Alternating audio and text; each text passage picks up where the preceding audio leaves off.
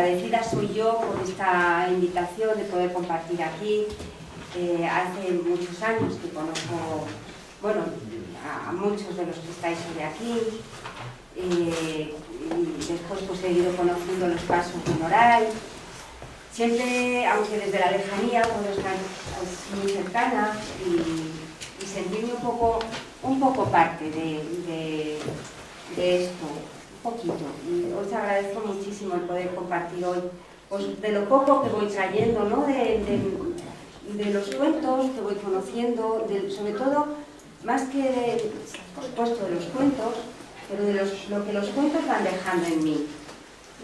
La verdad es que en el recorrido de mi vida, un poco como ha dicho Miguel Ángel, los cuentos que han tenido mucha presencia y han sido un poco los que han ido tirando de mi vida y me han traído hasta aquí, ¿no? Yo, pues bueno, estudié Derecho, pero siempre estaba muy ligada a la literatura y luego os contaré, igual luego os cuento por qué cuento cuentos. Igual, un poco una historia un tanto novelada de por qué, de la historia de una cuenta cuentos. Pero es verdad que son los cuentos los que te van llevando y te van colocando allí donde tú sabes que querías estar pero no podías definirlo y de pronto te encuentras que era esto lo que tú querías hacer, ¿no? Y bueno, pues aquí me han traído hoy los cuentos con estos magos que de Noray, pues hasta aquí me han traído y de verdad que me siento agradecida y muy feliz. Y ya os digo, pues voy a compartir un poco lo que traigo de experiencia y de experiencia de otros, de gente que sabe mucho más, que han trabajado desde la psicología y desde los cuentos y también desde la experiencia. El sentido de... parece que cuando contamos cuentos, pues que hablamos de niños, pero los cuentos tienen poder porque estamos aquí ahora un montón de adultos y en torno a la idea de los cuentos. ¿Qué tienen los cuentos? ¿Qué poder? ¿Qué es lo que hace que al escuchar un cuento nos transportemos y nos quede algo? Dice Martín Garzo, Gustavo Martín Garzo, no sé si os suena, un escritor de Valladolid, muy conocedor de las tradiciones, que dice que nunca somos los mismos después de escuchar o de leer un cuento o una historia. Nunca somos los mismos. Los cuentos pasan por nosotros dejándonos una mirada diferente al mundo y nos hacen vernos de una manera especial. Nos transforman para bien o para mal, nos hacen transformarnos de alguna manera. Los cuentos nos cuentan. Los cuentos están... Vosotros que sabéis mucho de Jung, que yo sé que sabéis mucho de Jung, pues entonces sabéis que para Jung los cuentos eran muy importantes. Él conocía muy bien la simbología de las historias, de los cuentos tradicionales. Cuento tradicional, los cuentos tienen distintos nombres, los cuentos maravillosos, los cuentos de hadas, los cuentos tradicionales.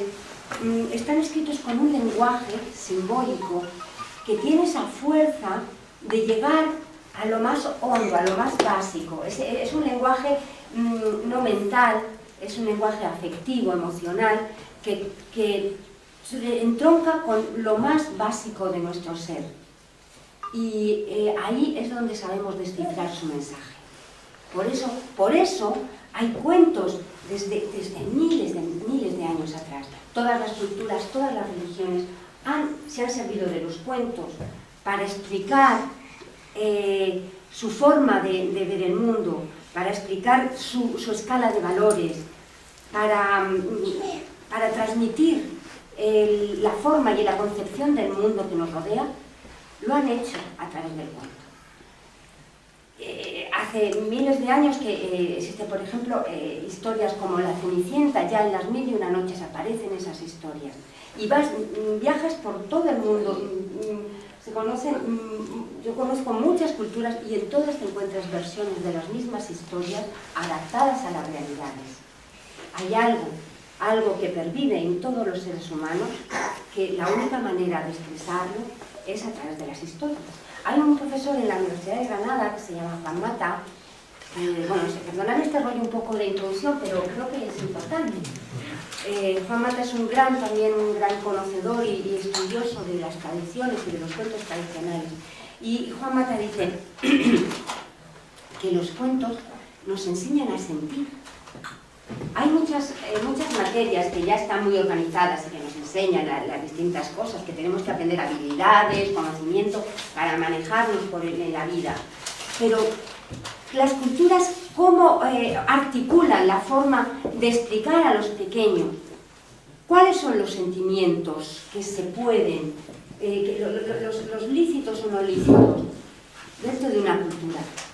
Los cuentos nos enseñan a sentir. Los cuentos nos dicen, atraviesa el bosque que es oscuro, que da miedo, que tiene personajes hostiles y amenazadores. Atraviésalo, porque al final está la luz, porque al final hay esperanza, al final hay un tesoro. De esa forma, a que, yo no sé, los que tenéis pequeñajos, os piden Caperucita, a los padres, tíos, abuelos, no os piden, nos han pedido cuando tienen 3 o 4 años, Caperucita, los 3 perritos, no sé si os han pedido o no. Son cuentos que sí, en las escuelas se trabaja mucho, no sé si te lo piden, Caperucita, yo no os voy a contar Caperucita, voy a contar eso, ¿no? Pero estamos viendo un poco, Caperucita, los 3 cerditos, los 7 cabritillos piden mucho también esas edades, no sé, hay maestras aquí, maestros, ¿no? ¿Hay alguno por ahí? ¿Por qué? ¿Quieren escuchar? Pues esos cuentos son muy básicos y dibujan muy bien la realidad que están viviendo los niños de 3, 4, 5, 6. Fijaros, en los 3 cuentos, Caperucita, vamos a ver, estos son los más básicos, que Caperucita, los 3 cerditos y los 7 cabritillos, si fijáis, en primer lugar, no hay una figura paterna. Caperucita, al padre no se le conoce. A los 3 cerditos es la mamá la que eso.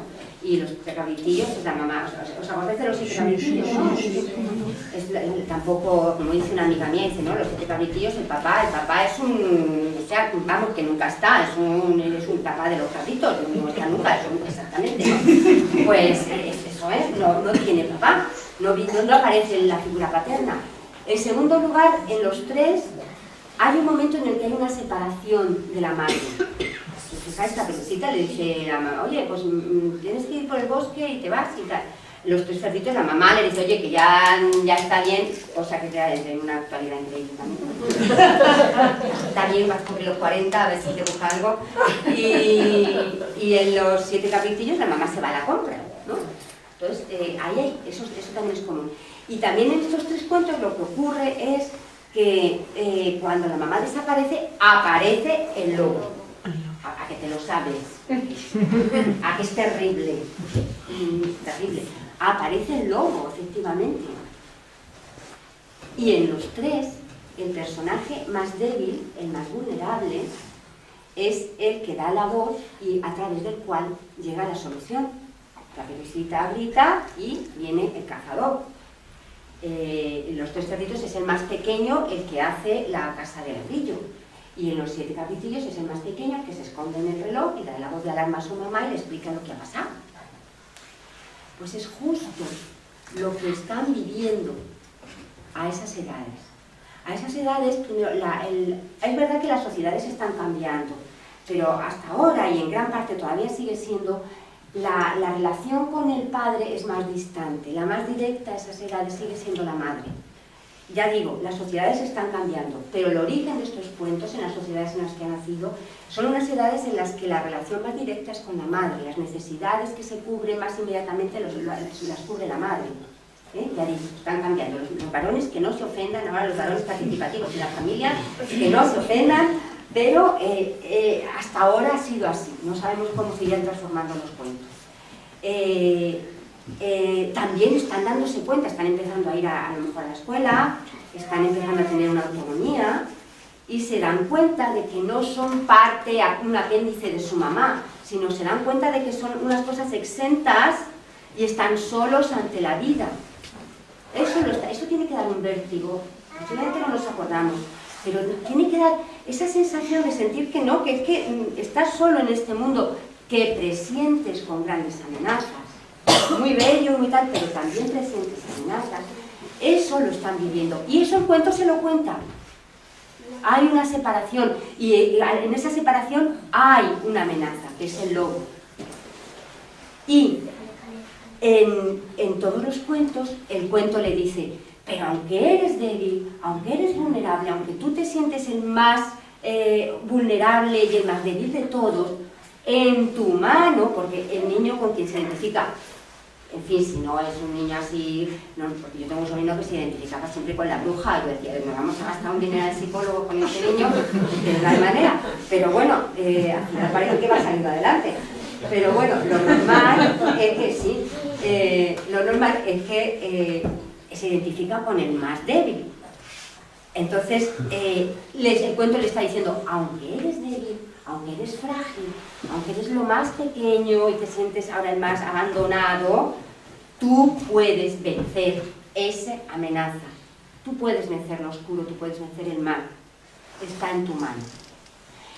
Eso libera al niño, que lo tiene que escuchar 1, 2 y 3 veces y más. Y también nos pasa a los adultos. Los adultos nos gusta ver las películas. ¿Quién no ve Casablanca? Y aunque sabe que no estás ahí, que lo quieres ver una y otra vez. Porque a lo mejor un día igual sí que se dan el beso, que no... Pues... eso hacen las historias. Eso hacen las historias. Nos hacen reconocernos. Los cuentos nos cuentan. Y fijaros, voy a empezar a contar una historia para que... Fijaros, ¿os acordáis de la historia de David y Natán? ¿Sí? Cuando... Sí, voy a contar, para que no os acuerda, ¿verdad? Es el segundo libro de Samuel. Pero, aquí después que en la iglesia... Segundo libro de Samuel, no me acuerdo qué es eso, pero creo que es el segundo libro de Samuel. Cuando está ahí David, ya sabéis que David era una cosa impresionante, era un rey que era como el Brad Pitt de Israel, una cosa guapísimo, así, bailaba y cantaba de maravilla delante del arca. Y tenía a todas las chicas de Israel locas. Claro, él podía tener las que quisiera y como quisiera, porque era... Y un día que sale así a pasear, pues ve aquí encima de la azotea, oye, una chica estupenda, pero impresionante, en la azotea del frente, pregunta, ¿y esa quién es?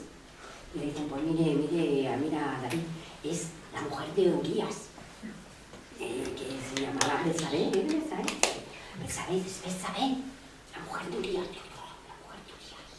Urías elitita, era Urías elitita, era el mejor general del ejército de Israel, el mejor, el más valiente, el más fuerte y sobre todo el más noble y el más fiel. Porque cuando volvía de la batalla, que era, como allí siempre tenían batallas, siempre, sí, era un poco el pan nuestro de cada día, pues llegaba de la batalla y antes de volver a su casa, antes siquiera de ducharse, se ponía de rodillas delante de la tienda de David y le decía, oh Señor, dime qué me necesitas, antes de descansar quiero cumplir tus deseos. Claro, David le decía, mira, vete a pegarte una ducha, vete a pegarte una ducha. Entonces, claro, era la mujer de Urías, ¿sí? Claro, pero le había gustado, y ¿qué hago? Decía David, ¿qué hago? Se le ocurrió una maldad, era una maldad. Dijo, bueno, pues ya está, lo que hacemos es, yo le mando a la próxima batalla, le mando el primero, y ahí que se luzca, y luego ya que vayan los demás. Así me deshago de él, llamó a su general y dijo, a ver, ¿cuándo es la próxima batalla? Pues el jueves, ya os digo, como tenían... ¿Con quién? Con los filisteos. Venga. Pues a ver, es que tienen costumbre y siguen teniéndola. La verdad es que no se quita esta costumbre. Entonces, bueno, pues a ver, y... Pues a ver, mira, me vais a poner en primera fila, me pones a Urías y vosotros esperáis, que él avance. Hombre, David, una faena eso, que los filisteos van en serio. No. Pero que él avance y luego ya vosotros... Vale, majestad. está, vale, yo lo que tú digas, pero nada, él así, efectivamente, venga por los filisteos, pum, venga Urías, venga, y Urías, los filisteos, pum, pim, pam, lo forraron, vamos, que se murió.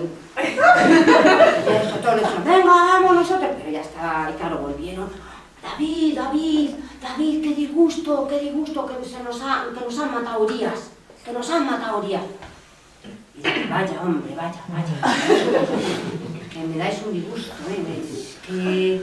Bueno, yo voy a darle la noticia a la viuda. Y claro, ahí ya habían tenido más o menos así, ya, pues esto. Que de ahí vino Salomón y toda la historia, ¿no? Y entonces, pues, claro, al día siguiente, a pocos días, llega ahí a los aposentos de David, llega Natán. Natán era el profeta que estaba en nómina esa temporada, o sea, que estaba allí. Y llega Natán y dice, David, vengo, se sentó, el callado, dijo, David, te voy a contar una historia. Claro, David dijo, estos profetas son muy raros, nada, venga, a ver. Y Natán empezó a contar una historia. Y le dijo, verás, David, no muy cerca de estos lugares, no muy lejos de estos lugares, había un gran propietario que tenía rebaños de todos los animales, tenía rebaños de vacas, de camellos, de cabras, de ovejas, poseía muy gran cantidad de animales y cuidando de ellas estaba siempre un pastor. Un pobre hombre que vivía allí en una cabaña y apenas tenía nada. Tenía un corderillo que él mismo había ayudado a nacer y lo quería tanto que lo tenía como un hijo. Y iba con él al campo y el corderillo corría detrás de él y dormía a sus pies y él mismo lo alimentaba con sus manos. Lo quería realmente como si fuera un hijo propio. Y el corderillo lo quería y le seguía, ya digo, a todas partes. Y el Señor, el dueño de todos los rebaños y todas las tierras, miró el cordero y le complació verlo tan hermoso. Así que llamó un día al pastor y le dijo, mira, mañana vas a sacrificar al cordero, lo vas a guisar y me lo vas a servir en la gran fiesta que voy a dar a mis amigos. Claro, el pastor le dijo, pero Señor, pero ¿cómo voy a hacer eso? Mira, tienes terneros, tienes cabras, yo sacrificaré la más rolliza, la más que vea más tierna para ti, lo guisaré con los mejores caldos, pero por favor no me dejes, no me obligues a matar a mi animal, que es lo único que tengo y lo que más quiero. Y el Señor le he dicho que le dijo, quiero de ese animal, quiero que mañana me lo guises y me lo ofrezcas como manjar en la fiesta que daré a mis amigos. Y así fue, le dijo Natán a David. Así fue como aquel hombre tuvo que sacrificar a su cordero para servirlo, asado, a los amigos de su señor. Claro, David se levantó y dijo, ¿cómo? Maldito, ¿quién ha sido ese? ¡Muerte! ¡Muerte merece! ¡Y mis ojos han de verlo muerto! Y entonces dijo Natán, pues David, ese hombre ni más ni menos, eres tú. Claro, según dice la Escritura, David entonces se dio cuenta de realmente se reconoció en aquella historia y se cubrió de ceniza, hizo penitencia y se arrepintió de aquel daño que había hecho. Si Natán le hubiera dicho, pero hombre, ¿qué has hecho? ¿Que te has cargado Urías? ¿Qué se ha visto? ¿Qué tal? Pues igual se lo había cargado como tenían costumbre los reyes israelitas y ya está. Pero fue a través de una historia como Natán hace que David se vea realmente a sí mismo, se reconozca y vea en los personajes su propia acción. Eso es lo que hacen los cuentos. Eso es lo que además de eso no podemos huir. Podemos negar cuando una dialéctica, pero un cuento nos deja al desnudo. Los cuentos nos dejan al desnudo. Entonces, por eso yo creo que tienen ese poder y seducen de esa manera, por la forma que tienen de hablarnos, de los que no los podemos esconder. Y llegados a este punto, pues eso me pasó a mí. Yo ahora sí que os puedo contar cómo empecé yo a contar cuentos. Así, pues, bueno, que si os parece un rollo, pues desde allá atrás me dices. Yo lo pillo y cambio de tema, porque ya yo, vale, ya, perfecto. No, yo tengo tablas y se cambia como que no pasa nada y pasa otro tema. No. Bueno, pues precisamente, por eso yo sé que cuando así empiezas a contar cuentos delante de gente así de adultos o que no saben, pues claro, yo sé que todos ahí, además el que menos piensa, bueno, pues esta chica así tan maja, que se la ve tan simpática y tan así, mira, tan eso, pues esta mujer pues que tendrá un trabajo, ¿no? O sea, trabajará en algo decente, algo... No, yo también quiero avanzar, que yo vivo del cuento. O sea, también lo quiero dejar clarito porque que no os lleve a error. Claro, sí, es verdad que, hombre, esto de vivir del cuento tampoco es una cosa así de, o sea, no, lleva un trabajo, unas lecturas, un conocer. Hay gente que vive del cuento, le pone un despacho en el ministerio, pero no en mi caso. Eso no es no. Y bueno, pues ya os digo que esto de contar cuentos, ya claro, no lo reprocho porque mi familia también fue muy duro. El aceptarlo y el ver que fue muy duro. Yo me acuerdo, ¿no?, que, por ejemplo, que venían los Peláez, que los habían destinado ahí a Elche, y venían, los Peláez, ay, pues pasad. Y los niños, mi madre ahí con el mantel de batista bordada, que ponía la mesita con el café, las pastas buenas, no de las de cuétara, las de especería, que son caras, ¿no? De los Peláez menudos eran. Ay, pues nada, ¿y qué tal? Ay, los chicos, qué alegría, ¿qué tal? Ay. Y ya sabéis cómo son los padres, pues mi padre. Ay, bueno, pues la mayor profesora de Bellas Artes, ay, mojando ahí en la... Ay, a ver, ay, qué tan plástica la mayor, ay. Ya mi madre, bueno. La pequeña profesora de música, ay, tan espiritual, era, ya, también, ya, así un poco llevados por se decía, bueno, y el chico ingeniero,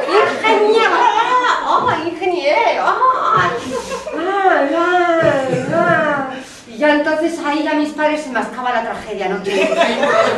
Solo quedaba yo, y Ana, que se la veía tan listita de pequeña, que sacaba buenas notas. Bueno, mira, mi padre un ataque de caso. Tiraba así el café por toda la mantel de batista, salía corriendo a por las Pontes ahí. Ay, claro, ya los Peláez habían pillado que ahí había tomate. Entonces Ana, ya mi madre ahí recogiéndola.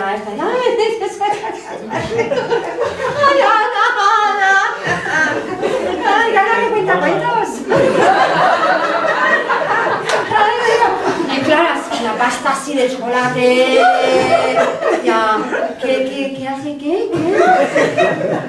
¿Que cuenta cuentos? ¿Que cuenta? Bueno, es una cosa que ahora se lleva muchísimo.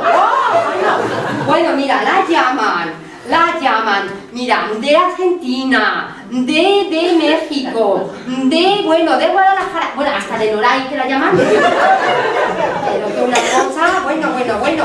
Y claro, entonces, tú veías ahí que... Mira, hija, Ana, esa hija, cuenta, ¿por qué? Cuenta, explícaselo a Merche y a Juan Raye, ¿por qué cuentas cuentos? Claro, tú ahí entonces notabas que el honor de tu familia pendía de ti. Era una responsabilidad, así he ido yo luego, de psicólogo en psicólogo. Una carga, la presión excesiva para una niña, porque yo así. Entonces yo tenía que contar, porque contaba cuentos. Por eso a mí me ha quedado un poco que cuando la gente no me conoce así mucho de mí, pues yo explico por qué cuento cuentos.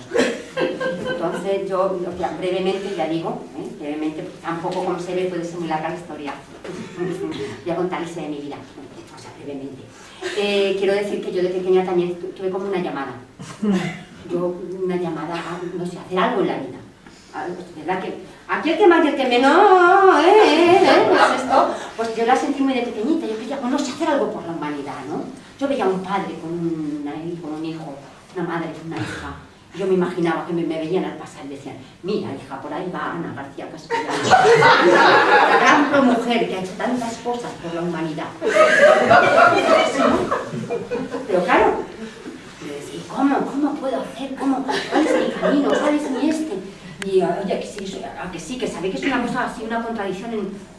Oye, me metí en mi cuarto a discernir, a profundizar, llegar ahí profundo, una semana, salí, estaban mis padres en el comedor, estaban viendo, me acuerdo perfectamente, Reina por un día, uno igual sí, igual alguno, oye, yo era así, blanco y negro, yo para que no sepáis, televisión en blanco y negro, televisión jurásica, de aquí no os acordáis casi nadie, yo así muy vagamente. Bueno, entonces dije, papá, mamá, ya sé lo que quiero ser. ¿Qué quieres ser, hija? Papá, mamá, yo lo que quiero ser es estrella de cine. Ay, sí, yo quiero ser algo así como Marilyn Monroe. Eso hizo mi madre, pues es una canción. Y ya me dijo mi madre, mira hija, mira, yo de verdad, a ti el rubio platino no te veo. Pues fue duro porque era la primera vez que mis padres no habían secundado una iniciativa que yo tomaba, ¿no? Así que bueno, pues ya me metí otra vez en una habitación, otra vez a hacer una opción, a discernir, salí, oye, 4 o 5 días, ¿no? Yo ya había cogido prácticas, estaban ahí mis padres viendo, me acuerdo, Cesta y Puntos, una cosa, y Juan dice, mamá, papá, yo no sé lo que quiero ser, ¿qué quieres ser? Y dije, pues yo lo que quiero ser es premio Nobel. Oye, mi madre dijo, bueno, mira, Pepe, las gafitas ya las tiene, porque yo llevaba gafitas. Claro, ya, oye, con gafitas parece que ya por lo menos así presencia tienen, ¿no? Presencia tienen. Dijo, y que a mi padre, que era una persona muy seria, dijo, bueno, nena, ¿y tú? ¿En qué te quieres sacar tú el premio Nobel? Oye, pues sabía, ¿no? Bastante trabajo me había puesto, que quería ser el premio Nobel como para saber en qué me lo iba a sacar. Sí, mi madre dijo, bueno, venga, arreglaros. Y nos arreglamos todos, salimos por la calle Arenal, que la calle Arenal ahora, si vais, pues no sé si la conocéis, pues está llena ahora de McDonald's y así de bancos, de Scratcher y esto, pero entonces eran todas academias de estas que te forman para las oposiciones y tal. Oye, pues toda la tarde, calle Arenal arriba, calle Arenal abajo, de academia en academia, y en ninguna te formaban para premio Nobel. Había para perito mercantil, para profesor de secundaria, para jardinero del ayuntamiento, para administrativo, pero de premio Nobel nada, no tenía nada, ninguna formación. Ya, de verdad, yo ya, o sea, a punto de tirar la toalla, de cejar en el empeño. Y eso que yo era tan pequeña que no sabía ni lo que era cejar en un empeño. Punto. Así que ya, bueno, llegué, me metí en mi cuarto y dije, mira, ya, pim, aquí una opción. 2 días, estaba mi padre viendo la casa de Don Martínez, me acuerdo, como si fuera hoy. Dije, papá, mamá, ya sé lo que quiero ser. Mi madre fue corriendo a la cocina a prepararle una valeriana para mi padre se puso una tricerina bajo la lengua. ¿Y tú lo que quieres ser? ¿Qué quieres? Y dije, papá, mamá, yo lo que quiero ser es santa. Sí, bueno, reina, pero aquel Mayer de Mena. Pues eso dije yo, pero yo no lo hice con una frivolidad. Seguro que ninguno haría. ¿No hice así una frivolidad como para que me sacaran los segundos viernes de mes? Aunque no lo creáis, aunque no lo parezca, yo sé que doy una imagen así, pero no es verdad. Yo soy una mujer con los pies en la tierra. Es que es verdad, hombre, es verdad. Así con los pies en la tierra y muy mujer de mi tiempo, ¿no?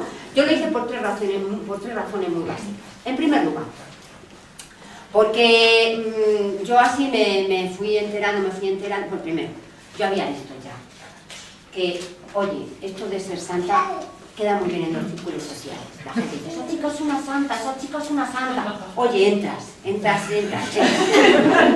verdad, no te comes una rosca. Pero bueno, te relacionas y tal, ¿no? Después, en segundo lugar, lo que he dicho, pues que me fui informando y al parecer para ser santa había que ser pobre. Dijo, bueno, ahora tengo convalidada sobresaliente. Y luego, pues oye, que yo dije, bueno, ya las cosas de trabajo estaban difíciles entonces, dije, bueno, con un título de estos, pues tienes un contrato para la eternidad. De santa y no para siempre. Santa por 3 meses, no, queda ahí para siempre, ¿no? Ya está. Pues dije, bueno, pues esto me conviene, es una cosa práctica. Pues ya está, bueno, pero pues hay que formarse. ¿Con quién te vas a formar? Y mi padre, con lo mejor, hija, siempre con lo mejor. Bueno, pues bueno, pues no sé, vamos a ver. Cogió mi madre el santo al pim, pam, pam, pim, pam. Santa Teresa de Ávila. Dijo mi madre mía, Santa Teresa de Ávila, que total, que era Ávila de Madrid, está a 1 hora. Y dijo, mira, así que viene la niña los fines de semana. Vamos, digo, no todos a Ávila. Venga a preguntar, por favor, Santa Teresa, Santa Teresa, Santa Teresa. Claro, la conocía todo el mundo allí, todo el mundo. Además, al parecer hacía unas yemas riquísimas y eso. Pero que se había muerto.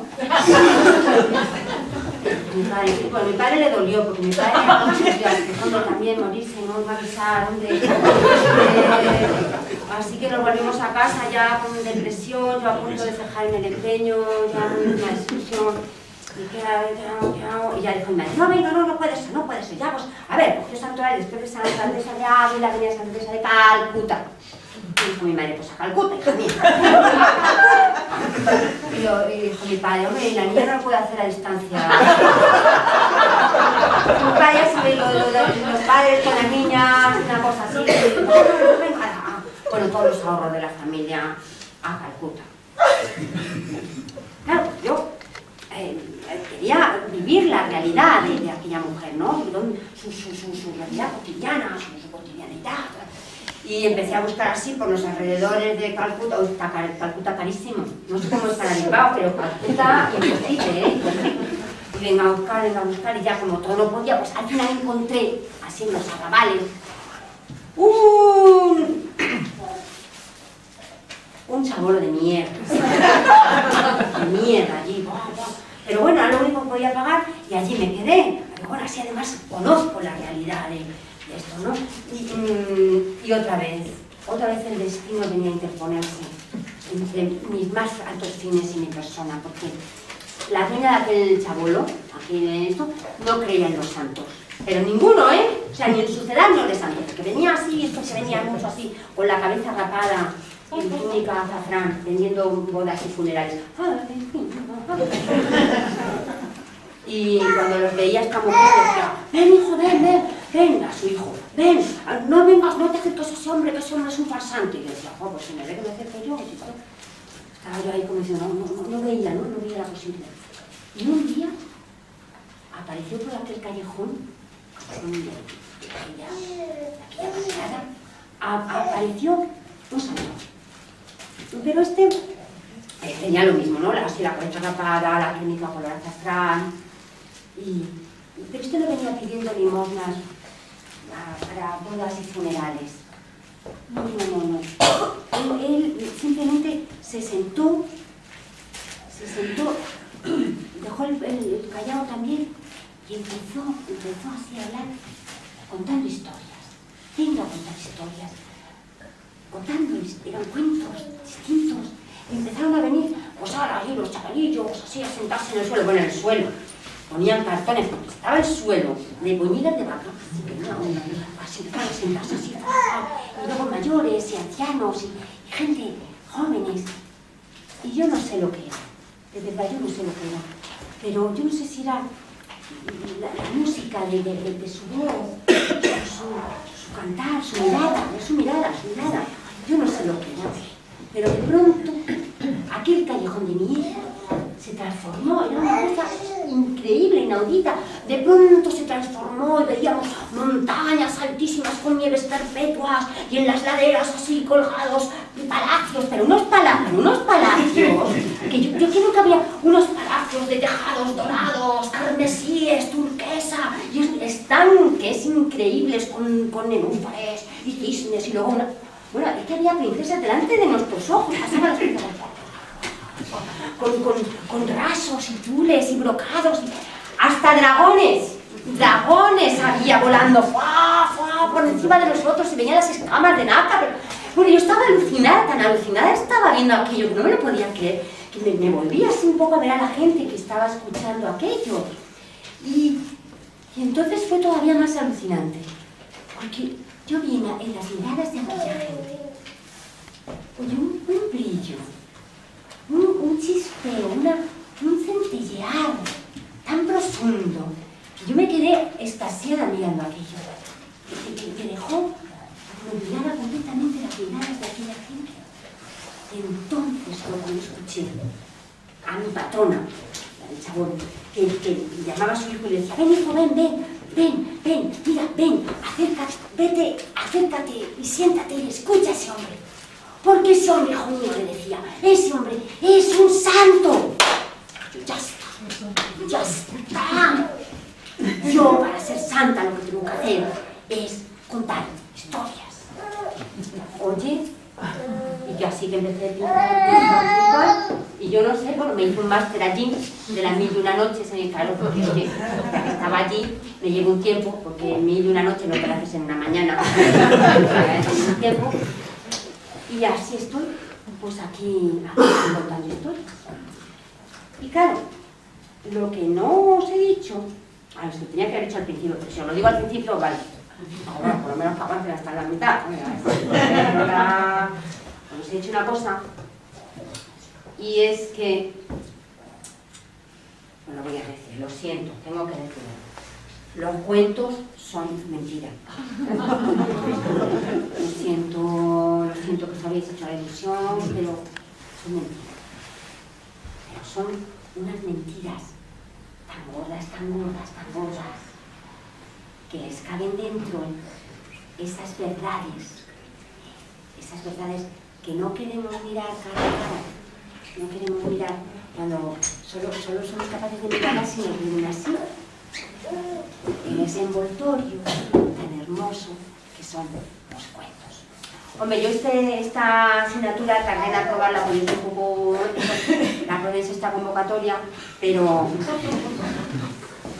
Y la aprobé gracias a un cuento, claro. Así que os lo voy a explicar con el cuento que a mí me ayudó a entenderlo, y así, para que no me digáis que...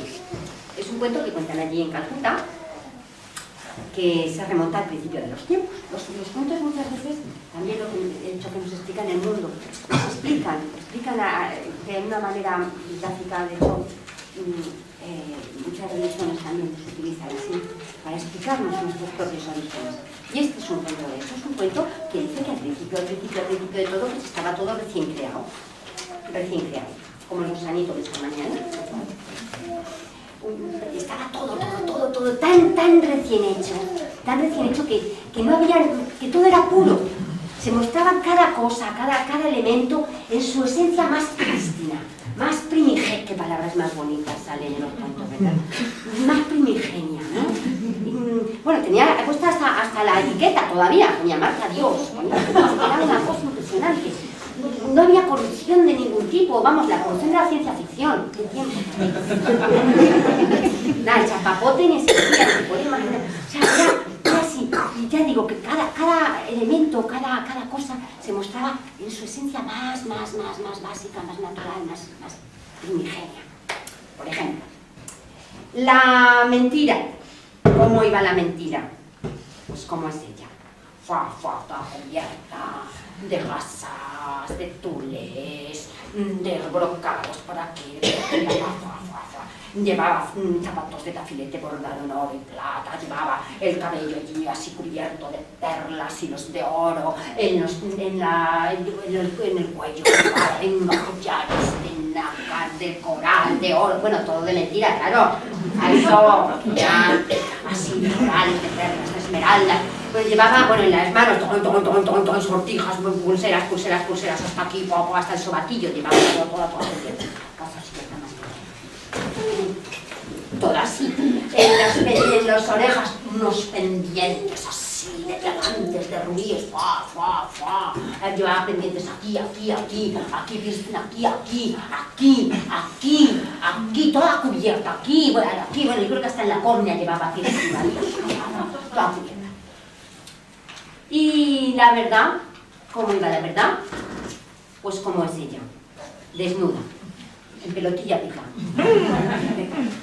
Y claro, la verdad que era tan pura y veía las cosas tan bellas que te le ofrecía el mundo, al que acababa de aparecer, que bueno, que es que le entraban las ganas de ir a los pueblos, a las ciudades, a la gente, a contarle lo que veía. La gente muy rara. La gente muy rara. La gente la veía venir un coro vivo y empezaba: ¡te aguarda! ¡En dónde has orejado! ¡Hombre peneo! Bueno, de todo, la llamaba de todo. ¡Que tienes madre, mujer! ¡Que tienes madre! Bueno, de todo menos bonita, la decían todo. Y la verdad, como era tan pura, que no entendía por qué. No sabía, no entendía por qué. Y bueno, ¿por qué? ¿Por qué? Debo ser un monstruo, un aborto de la naturaleza, un engendro repugnante, cuya sola visión da asco y la gente aparta de su lado. Bueno, mira, de verdad, se pillaba unas depresiones exógenas que no ganaba el no ganaba la policía para el gusto de la. Así que un día estaba ahí, se la habían echado del pueblo y estaba llorando en el borde del camino: soy un monstruo, un aborto de la naturaleza, soy un engendro. Bueno, y en ese momento pasó la mentira. ¿Qué pasa? Dije: ¿pero qué te pasa? ¿Pero qué te pasa? ¡Ay! Dime dónde está mi espanto, dime por qué soy un aborto, un monstruo, algo repugnante. Claro, la mentira la miró y le dijo: pero tú de qué vas, todavía. Pero tú eres monstruo, un aborto, tú. La misión la miró así de arriba abajo, de creo que tiene un problema de imagen que te cagas, ¿no? Y claro, la verdad dijo: ¿un problema de imagen? Claro, dijo la mentira. ¿Tú quieres que yo te asesore la imagen? Y la verdad dijo: sí, asesórame, es un poco sorbiéndose los mocos. Asesórame, ven para acá, le dijo. Mira, se quitó así unos tules, unas gasas, se las puso a la verdad con un imperdible, pim, pam, chin, pam. ¡Ay, que aguanta! Que para presumir hay que sufrir así. Le puso así, le dejó los zapatos, le puso un par de sortijas, un par de pendientes, bueno, de clip, porque no tenía en ese momento ni siquiera agujeros, pues así que, bueno, está bien, son unas pulseritas. Sí, pero no sé, que tienes un careto, así la tienes un poquito en la mano. Mira para arriba, mira para arriba, no cierres, ¿no? Un poquito de cine, colorete, a ver, los labios, abre, mujer, abre. Mujer. Ya, oye, ya está, ya. La miró y dijo: ahora sí puedes ir, hablar, sal, llega. Larga todo lo que quieras, que ya verás cómo sí, que ahora sí que te van a escuchar. De verdad, dijo la verdad, que tampoco tenía mucho más vocabulario, ¿no? Dijo: de verdad, que sí. Tú ahora vete y ya verás cómo ahora no te echan de ningún lado. Vale. Y así fue, pues hombre, poco así, iba contenta. Un poco que con los zapatos no se manejaba bien, pero bueno, bien, ya iba, ya.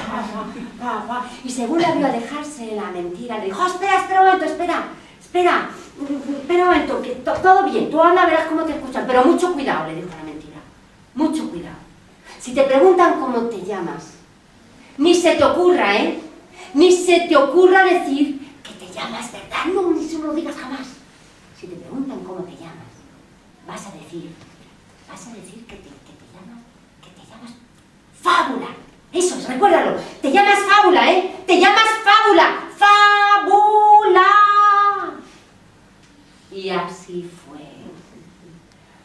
fue como en aquel momento la verdad aprendió que para acercarse a nosotros, para que fuéramos capaces de escuchar lo que venía a decirnos, para que fuéramos capaces de mirarla cara a cara, tenía que hacerlo así, vestida y disfrazada con la bella vestimenta de Fábula.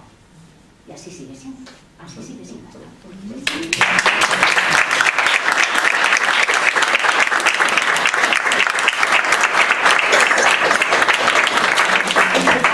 Importante, parece que no, pero bueno, a lo mejor, seguro que al que más y al que menos nos han contado cuentos cuando éramos pequeños o ahora, no sé si habéis ido alguna vez a un cuentacuentos. Aquí en Bilbao hay muy buenos cuentacuentos, muy buenos. Y además, yo hace años me recuerdo que vinimos pues, de todo el estado, gente a cantar, y fue muy bonito.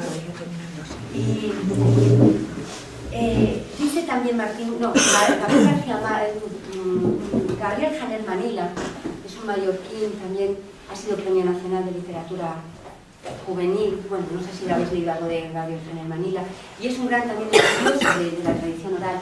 Él decía, dice, repetidas veces, yo lo he escuchado, que el ser humano necesita de los cuentos como el comer o el respirar, que en el fondo es el ser humano, fijaros, recibimos un montón de información, nos pasan muchas cosas por dentro, y en el momento evolutivo de la historia del ser humano, en que el ser humano es capaz de poner en orden todo eso que ha visto y que le ha pasado, de ponerlo en orden y transmitirlo a otro ser humano y hacerle sentir, es una cosa de verdad.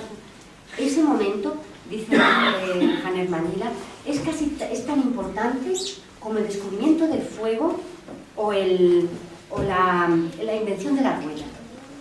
Es un punto muy importante en el que y Domingo Cía habla también del poder narrativo de las religiones.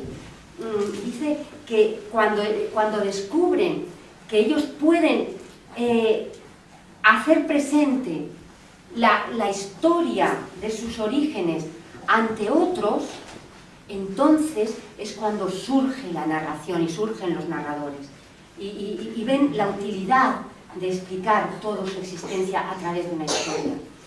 Fijaros, es importante que también otro, Juan Manuel de Prada, pero no el de uno que es de Barcelona, dice, nunca me confundas con José Manuel de Prada, uno que es profesor en la Universidad de Barcelona, que ha hecho unos estudios muy interesantes. En uno de sus estudios va recopilando datos de necesidades de contar en las historias, y tiene unos datos recopilados, lo contaba en una ocasión, tiene unos datos recopilados de los campos stalinistas, los campos de concentración stalinistas, que dice que había barracones donde estaba la gente hacinada, ¿no? Y había un barracón, la mortalidad, el índice de mortalidad era elevadísimo, morían como chinches allí. Pero había un barracón en el que no moría tanta gente, y les llamó la atención. Y al parecer, esto ya os digo que lo contrastó, al parecer en ese barracón había una vieja, que estaba muy viejita, pero que cada noche les contaba historias. Y era tal la necesidad que tenían de escucharla, que aunque ella no podía, ahí si no trabajabas, no te daban la ración. Entonces, como ella estaba muy débil, la gente, a la hora de la comida, apartaba un poquito de su comida para hacerle a ella una ración que no se les muriera y pudiera por las noches pudieran reunirse a que les contaran esto. Es un hecho verídico, es un hecho verídico. Realmente necesitamos, de una manera u otra, a lo mejor con otras tecnologías y con otras, pero necesitamos esa también Vargas Llosa, lo escuché yo, que hablaba de esto, ¿no? Y decía que los cuentos, las historias nos ayudan a traspasar esa frontera débil que nos lleva al subconsciente. Es la vía que tenemos de alcanzar conscientemente el subconsciente. Y nos decía, lo que pasa es que además tenemos que regresar. Uno cuando regresa no te puedes quedar allí, pero cuando has regresado y has leído una buena historia, has escuchado una buena historia, ha dejado la impronta en ti. Y aunque dices, bueno, la realidad es diferente, pero yo en ese momento he vivido eso. En ese momento era verdad. Por supuesto, tienes que traer esa impronta y traerla a la realidad. Porque decía él, naturalmente si te quedas te conviertes en un Quijote, que bueno, que ataca molinos, pero no estás en la realidad. A mí las historias me han ayudado mucho a caminar y me siguen, pero no solo escucharlas, sí he descubierto que contándolas me explico muchas veces. Muchas veces cuentas cuentos, que luego voy a comentar, cuentas cuentos y los estás viendo de alguna manera. Y de pronto llega un punto en el que el cuento te está diciendo otras cosas, contrastas con amigos, comentas, y de pronto escuchas más voces diferentes en esa historia. Siempre te renuevan. Y además, lo que me maravilla, lo digo de verdad, lo que me maravilla de contar es es un milagro impresionante de lo que somos capaces los seres humanos. Fijaros que os decía que podemos reorganizar. Vaya, es que tengo un poco sinusitis y estoy un poco fastidiada. Hechos, información que nos ha llegado, visual, cosas que nos han pasado, actos que ahora en realidad ya no están en el tiempo. Solo forman, yo qué sé, no sé, aquí conexiones eléctricas entre las neuronas, pero no están. Sin embargo, son una cosa de verdad milagrosa. Yo me alucino cada vez que podemos, eso que ha quedado aquí, lo podemos recodificar, transformarlo en nuevos códigos que son, fijaros, son sonidos que hace aquí, dos músculos que tenemos aquí y unos pulmones que expulsan aire, dos musculitos que además son los más pequeños que tenemos en el cuerpo, las cuerdas vocales.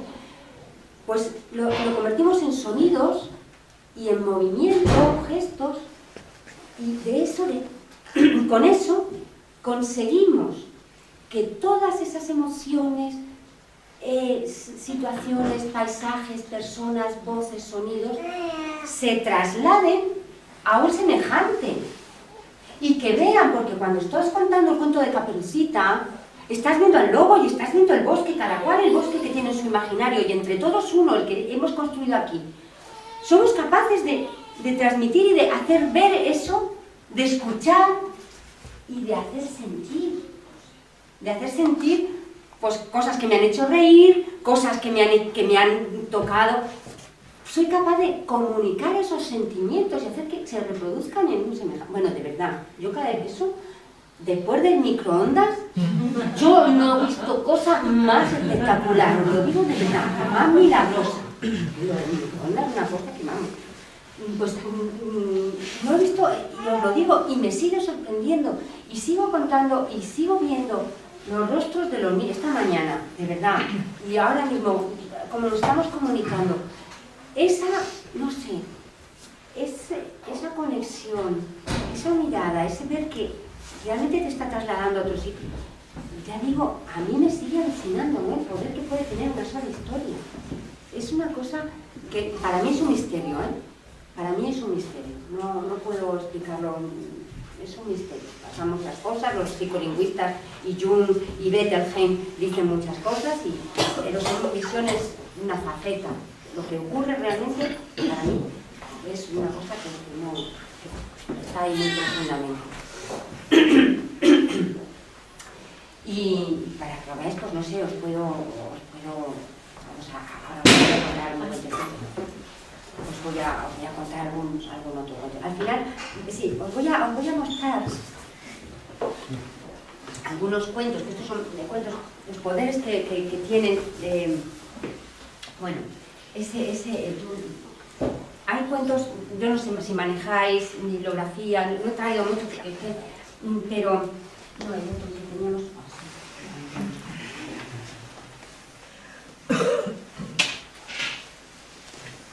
Hablábamos de los cuentos tradicionales, estos los voy a contar un cuento que supuestamente son para niños, pero no son para niños. Yo creo que la literatura no es para niños, bueno, sí es verdad que hay cuentos para adultos que no se puede contar a los niños, pero esto que llamamos en literatura infantil, algunos de los cuentos que voy a, que tenía yo, tenía unas páginas ya buscadas, este el mejor. Hay cuentos en la literatura actual, contemporánea, que son verdaderas, no voy a contar algo, es que me surgen muchas cosas, ¿no? Y quería un poquito hacer que de la forma más sencilla muestran también misterios impresionantes. No sé si conocéis este libro, es muy conocido de la gente de educación, si lo conocéis, el Adivina cuánto te quiero. A mí cuando te dicen, bueno, cuando te hablan de lo que es el amor de Dios, o el amor infinito, el amor que traspasa, claro, ¿cómo pues para explicárselo a un niño una cosa más simple y más honda que este cuento de Adivina cuánto te quiero. Así os lo voy a resumir, os voy a ir contando. Si quieres puedes ir pasando así las imágenes. Pues estas solo os voy a contar un poquillo, pues también a los que tenéis niños si queréis contar, queréis a ver, no sé. Esta de esto, no, es que esto es el último. Bueno, si no puedes, no. ¿Este? ¿Este se puede? Sí. Que son dos liebres, liebre grande, liebre pequeña, liebre, son dos liebres coloradas, los voy a poner aquí. Y un día la liebre pequeña le dice a la liebre grande: adivina cuánto te quiero, ¿a que no sabes hasta dónde te quiero? Claro, la liebre grande dice: no, ¿hasta dónde me quieres? Pues mira, yo te quiero así, hasta donde me llegan las manos. Claro, abre las manos, bueno, que no sé por dónde andan las manos de ella, y claro, abre así y dice la liebre grande: pues yo también te quiero así. Claro, abre las manos y como son 20 veces más grandes que la suya, claro, la liebre pequeña se queda así. Y dice: bueno, pues yo te quiero así hasta donde me llegan las manos. Y claro, la liebre grande también alza así las manos y dice: yo también te quiero, dice la liebre grande, así hasta, claro, santísima. Bueno, pues te quiero hasta donde me llegan las patas de arriba. Y da así, se pone haciendo el pino, que yo no voy a hacer, pero no, otras cosas sí, pero lo que es flexible ahora mismo no. Y claro, le dice: pues yo también, te quiero hasta donde te lleguen las patas de atrás, dice la liebre grande. Y la coge por las manos y hace, claro, las patas de atrás le quedan allí. Claro. Bueno, pues yo te quiero, dice la liebre pequeña, yo te quiero hasta donde llegan las montañas. ¿Ves las montañas de allí? Y la liebre grande mira las montañas y dice: ah, sí, pues también te quiero hasta donde las montañas, pero te quiero hasta el río que hay detrás de las montañas, que yo he conocido muchas veces, y después el prado de margaritas que hay detrás. Hasta allí te quiero. O sea, si se joda, sí, claro. Ya mira, y estaba saliendo la luna y dice: pues yo te quiero hasta la luna. Hasta la luna. Y entonces, hasta la luna me quieres. Sí, hasta la luna. Y ya se había hecho de noche, la liebre grande la tiene que coger, van a la madriguera, la cuesta, y claro, y en ese camino se había quedado. Y la cuesta, cuando está dormida, se le acerca y le dice: pues yo te quiero hasta la luna, ida y vuelta. Es así de tonta, pero si ves que nos lo cuentas a los tuyos, nosotros nos deja así, ¿no? Y hay algo hondo que llega ahí, hay algo, y luego sí acabaré contándoos, bueno, os lo recomiendo, ¿no? Si no lo conocíais, lo tenéis que, sí os lo recomiendo, es uno de los más bellos que hay ahora, ¿no? Voy a hacer una encantada. Y no sé si contaros, fijaros, ahora os va a parecer muy duro. Yo este cuento que voy a mostrar es de Julián así. Este cuento, para que veáis todo lo que se puede remover con un cuento, ¿no? En los niños y también en los... Luego ahora os voy a contar de adultos, pero este cuento de Jules es un cuento muy controvertido. Es un cuento que yo no lo cuento nunca gratuitamente. O sea, yo lo cuento si es en un taller, que luego se va a tratar. Y hay en Gijón, es un cuentacuentos, pero es un gran animador y experto en literatura infantil, no sé si lo conoce, Paco Abril. Bueno, Paco Abril hizo con este cuento un experimento. Y lo ha trabajado en círculos, en colegios, en grupos, en los que hay bullying, hay mobbing, y es un cuento terrible. Ya digo que yo, así, hay gente que sí lo cuenta gratuitamente en un repertorio. Yo no lo cuento, porque creo que puede hacer daño si es así y lo cuentas y te vas. Venga, pues vamos, este es Jules. Jules, pasa. El primero. Jules, como ves, es un niño. La misma ilustración es fuerte, es dura, ¿verdad? Pues es un niño que tiene una hermosa cabellera roja, pelirroja, es muy pelirrojo. Y todos los compañeros le dicen: anda, Jules, anda, zanahoria, pelo zanahoria, eres un pelo zanahoria, pero ¿dónde vas con ese pelo? ¿Dónde vas? Y Jules, que quiere ser amigo suyo, Jules se tira de los pelos hasta que un día fue a la peluquería y dijo que le raparan completamente, que no quería ese pelo, que no lo quería, que se lo quitaran por completo. Y Jules, quedó rapado completamente y todos sus rizos ojos quedaron, quedaron, él quedó calvo y quedaron en el suelo, sus rizos blancos, sus rizos rojos. Entonces, cuando llegaron le dijeron, pero anda, bola de billar, eres una bola de billar, pero ¿dónde va, Jules, bola de billar? No quería que se rieran de él, no, porque quería ser su asquerosa calva. Así es que se puso una gorra y le quedaban las orejas así por fuera. Y ya le dijeron, mira, anda, soplillo, que eres un soplillo, pero ¿dónde vas con esas orejas? Anda, Jules, orejas de plillo. Y entonces yo cogió un día y chas, se cortó las orejas. Y la gorra se le cayó así al cuerpo. Y entonces no podía caminar y le decían, pero cegato, ¿pero dónde va? ¿Dónde tiene los ojos? ¿Dónde tiene los ojos? Bobo, cegato, anda, que no sabe por dónde anda. Y él entonces un día, con tanta rabia de que sus ojos eran motivo de rabia, cayeron los ojos. Y entonces no podía caminar y tropezaba con todo. Y se reían de él, ¿pero dónde vas? Ahora no sabe ni caminar, mírale, tropezando, pero bobo, ¿pero qué haces? ¿Pero eres tonto? Y entonces, ¿pero qué piernas tienes? Pero si no sirves para nada, mira, si no sabes ni caminar. Y entonces, porque no quería que se rieran de sus piernas, fue a la vía del tren y dejó que se las cortaran. Bueno, deja porque no. Y era tal el dolor que sentía, era tal el dolor que quería expresar, pero no podía ni hablar de dolor. ¿Pero qué dices? No haces más que balbucear. ¿Pero qué lengua de trapo tienes? ¿Pero que no sabes ni hablar? Entonces Jules metió la lengua en un enchufe y se la abrazó. Bueno, así este neno fue cortándose las manos cuando se rieron de él, porque iba empujando la silla de ruedas. Y se fue cortando las manos, los brazos, hasta que no quedó más que el torso y la cabeza. No quedó más que el torso y la cabeza.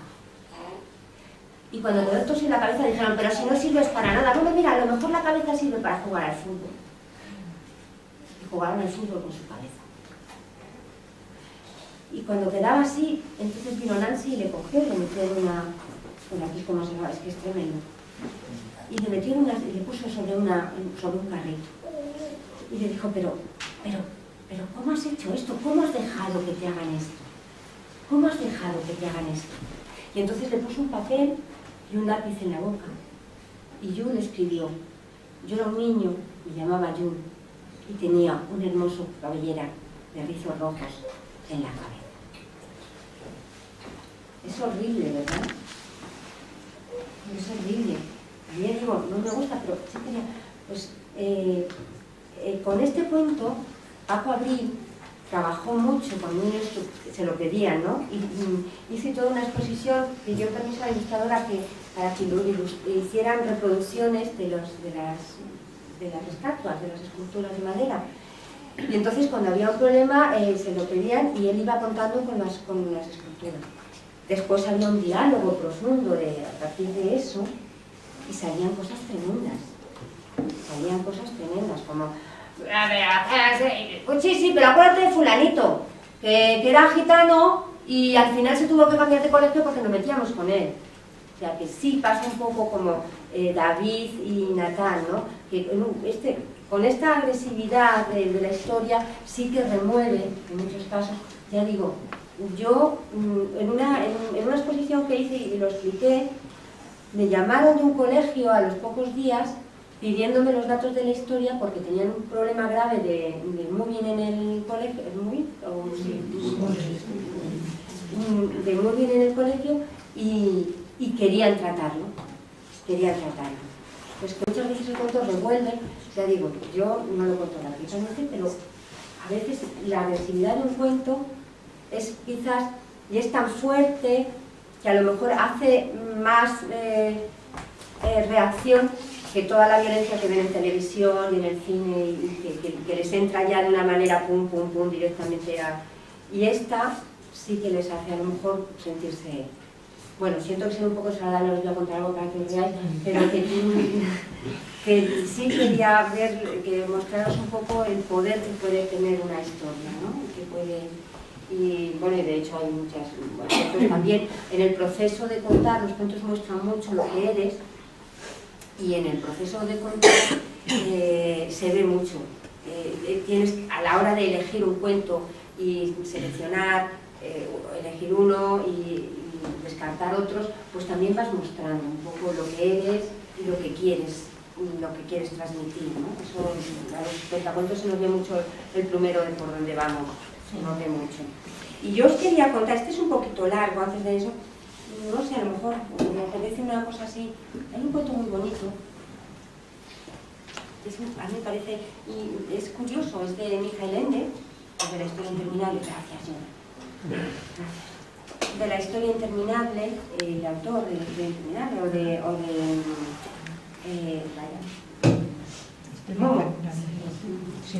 bueno, pues tiene un cuento. No, es que no, luego al final os cuento uno de reír. Este no es de mucha risa, ¿eh? Algo así, porque siempre hay algo de... Pero bueno, si queréis os lo cuento. Es un cuento muy fuerte, muy bonito, ¿eh? Es la historia de un hombre. Y además yo creo que... Esto lo voy a contar porque creo que tiene mucho que ver con oral, ¿no? Bueno, me dice, no, es que tenga mucho que ver con oral, pero... Sí, la idea, ¿no? Bueno, con la espiritualidad que yo, con la que me siento muy reflejada, creo que comparto con vosotros. Esta es la historia de un hombre. De un hombre que amaba mucho a una muchacha, y la muchacha la amaba a él, y se habían prometido amor eterno desde que eran niños, se querían, se habían prometido compartir toda su vida siempre.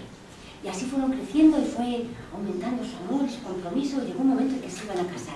Y el día antes de la boda, él se entera de que ella se ha casado con otro hombre. Sí, su padre la había casado con otro porque había todos los buques de negocios que tenía, se habían ido a pique, el padre se había visto en la ruina y vio como única solución casarla con un hombre rico. Y así fue. Entonces él sintió tal vacío en su alma, en su corazón, que salió corriendo, abandonó todo lo que había sido su vida y se perdió, se encerró en una cabaña y se dedicó a leer solo vidas santas, a buscar la sabiduría y la verdad en los libros. Bueno, se leyó a todo San Alberto Magno, Santa Catalina de Siena, Santa Teresa de Jesús, Santo Tomás de Aquino. Aquí sé que muchos han leído todo eso y saben del esfuerzo de aquella persona, ¿eh?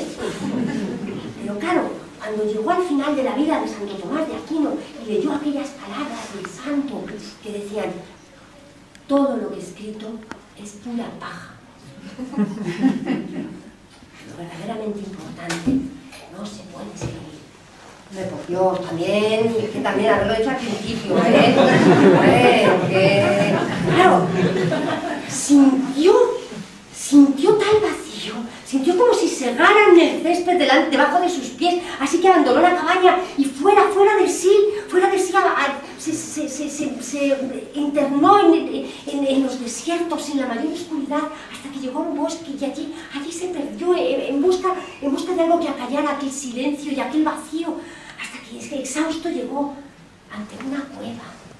Y allí en la cueva, delante de aquella cueva, escuchó una voz que le decía: espérame aquí, que yo vendré a buscarte. Y allí se quedó. Y pasó tiempo, no sabía cuánto tiempo, pero ya su pelo era blanco y le cubría así todo el cuerpo, y él la barba también casi le servían de vestido. Se sentaba allí, así como en posición de luto delante de la entrada de la cueva, y entonces se subía en la meditación, y cantaba: oh, veni creato spiritus, oh, y subía su canto tan alto que llegaba hasta donde los coros de los ángeles. Eso debe ser la leche de alto, impresionante, llegaba hasta lo más alto. Y fijaros cómo era su purificación y su meditación, que es que delante de la cueva el zorro y la paloma descansaban, y el lobo y el conejo se sentaban a escuchar los cantos. Las serpientes se enrodaban así entre sus piernas, él ni se enteraba, le crecían hasta las telarañas en las corvas y no se enteraba. Y sucedió que no muy lejos de allí también había otro hombre que también se enamoró, y cuando se iba a casar, alguien tomó a su chica, la dejó y le asesinó. Y él, llegado por la ira, lo cogió y lo atacó y casi también llega a matarlo. ¡Ah! Pero es que ese era un señor muy importante. Así que lo cogieron y lo metieron en las mazmorras y lo condenaron a muerte. Y cuando lo iban a matar tuvo la suerte de que pudo escapar. Entonces huyó, se internó en la selva, en el bosque, se metió con una banda de bandidos. ¡Ay, sí que se lo pasó bien! Aprendió a hacer todo el daño que podía. Sí, le daba lo mismo, ¿eh? Él podía ser hombre, mujer, él robaba a todo, nunca hacía distingo. Ya fueran del clero, de la nobleza, de lo que fuera, él no hacía distingo. Robaba a todo, lo golpeaba. Hasta que un día en el reparto del botín se dio cuenta de que le estaban estafando en el reparto. Eso sí que no, ¿eh? Él podía ser un ladrón y podía pegar y podía robar y podía asaltar. Pero que le robaran, eso sí que no, eso no lo consentía. Así que se lió a tortas y con tan mala suerte que es que el que le hacía trampas era el jefe. Claro, ahí entonces tuvo que salir también por el de la banda y ya no estaba ni de este lado de la ley ni del otro lado de la ley. Solo, fugado, hecho un prófugo, se internó en el bosque y allí vivió de lo poco que cazaba con el arco y de los arroyos que encontraba entre las montañas. Era lo único que conseguía. Y un día se puso a perseguir a un cervatillo. Era una buena comida. Así que lo fue siguiendo. Y el cervatillo se internó de tal manera en el bosque que le llevó a parajes que él no conocía hasta que se detuvo delante de una gruta. Se detuvo tranquilo y lo miró. Entonces él aprovechó, tomó del carcaj la flecha, la montó y cuando le iba a disparar, vio los ojos del cervatillo. Le miraba tranquilo, no con ese temblor que él conocía en el animal que sabe que va a morir y conocía muy bien. No, le miró tranquilo, con paz, con tanta paz que se quedó así. Y no fue capaz de disparar, se le cayó el arco y la flecha de la mano. Claro, pero bueno, que no voy a matar. Entonces tomó el puñal y se acercó al animal, que lo esperaba tranquilo, con paz. Tomó al animal, lo tomó así por el pescuezo, alzó la mano. Y entonces, al acariciar el cuello de aquel animal, se dio cuenta de que él hacía mucho tiempo que no acariciaba a nadie. Ni a ningún animal, ni a ninguna mujer, ni a ningún niño, ni a ningún amigo. Y entonces sintió como si el corazón se le derritiera, como si fuera un azucarillo en un vaso de leche caliente. Y se desmayó. Y cuando se despertó, allí estaba atendido por un hombre con un rostro totalmente arrugado, pero tenía una sonrisa infantil que le hacía no adivinar ni siquiera qué edad podía tener. Podía ser un niño con barbas blancas. Le estaba mirando. Le dijo: ¿tú quién eres? Y él le explicó que era un ermitaño que estaba allí, que le había cogido. Y le dijo: yo te voy a salvar. Le empezó a hablar de la triplemente intrincada naturaleza divina, que ya, mira qué complicado, le empezó a hablar de la triplemente intrincada y de todos los conocimientos, y el bandido le escuchaba, le decía: ¿lo entiendes? No lo entiendo, pero me gusta. Le gustaba simplemente que aquel hombre que sabía tantísimas cosas, le dedicara un tiempo y le contara cosas que no... Ya. Y entonces iba todos los días, una vez por semana. Sí. Y él decía: te voy a salvar. A él le daba igual. Lo que le importaba era que le dedicara tiempo. Hasta que un día le dijo: mira, no vas a venir los días de las noches de luna llena. Prométeme que no vas a volver. Claro, el bandido dijo: no, si tú me dices que no, tú eres mi amigo y yo no vuelvo. ¿Pero por qué? Porque te voy a decir un secreto, le dijo el ermitaño. Las noches de luna llena se me aparece el arcángel San Gabriel. ¿Verdad? ¿San Gabriel? Sí. Ostras, San Gabriel. ¿Y cómo es? Impresionante. Es así, todo de luz, y desciende con caballos alados y es de un lirio de cristal como diamante, y me ha dicho que uno de estos días va a venir el mismo Dios a verme. Y tú, que eres un pecador, no puedes verlo con esos ojos. No estás purificado, ¿lo entiendes? Sí. ¿Qué? Así que no vengas. No, no vengo. Pero él notó que delante de la gruta había visto como un zorro atrapaba una paloma. Y vio que los ojos de su amigo, el ermitaño, ya no brillaban como brillaban al principio. Notó como perdidos. Así que, por primera vez en su vida, iba a romper una promesa a un amigo.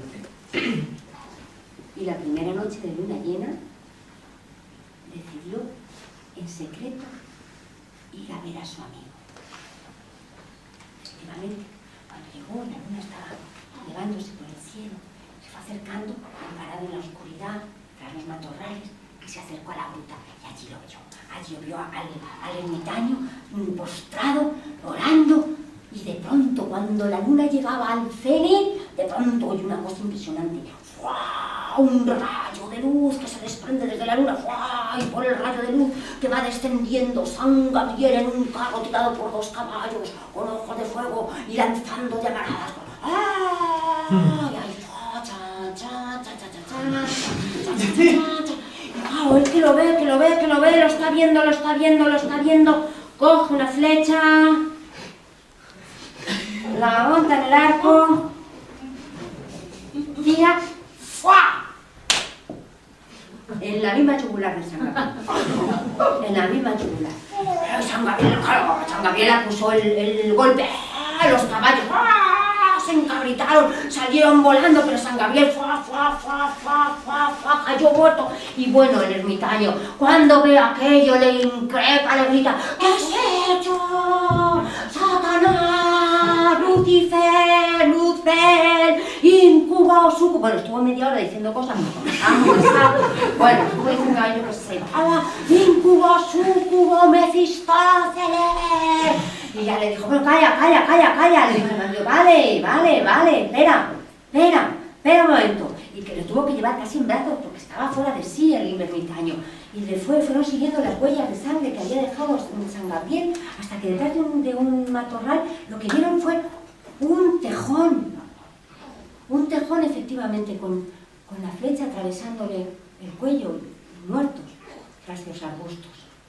Claro, el ermitaño se quedó mirando y dijo: pero entonces ya entiendo. Todas esas visiones no eran más que fruto de mi propio orgullo y de mi propia ambición, de mi propia autosatisfacción. Y tú lo has visto, tú, un hombre. Y me decía: bueno, yo eso no lo entiendo, pero lo he visto. No he pillado que... Pero ¿cómo? Le dijo: ¿cómo? Pues muy sencillo, porque tú me dijiste que yo no estoy purificado, que soy un cacho carnívoro porque no podía verlo. Claro, no podía ver a San Gabriel y lo estaba viendo, digo: pues aquí hay algo que falla. Aquí hay gato encerrado. Y por eso, y entonces el ermitaño rompió a llorar.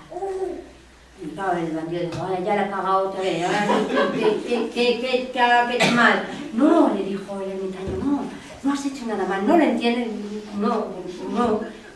no lo entiendes. Hoy se cumple la promesa que me hicieron. Es hoy cuando realmente han venido a visitarme en ti. ¿Lo entienden? ¡Oh! Más o menos. Yo sí lo entiendo, dijo él. Y lo que entiendo es que tengo que empezar de cero. Y en este camino, tú tienes que ayudarme. Y esta es la historia.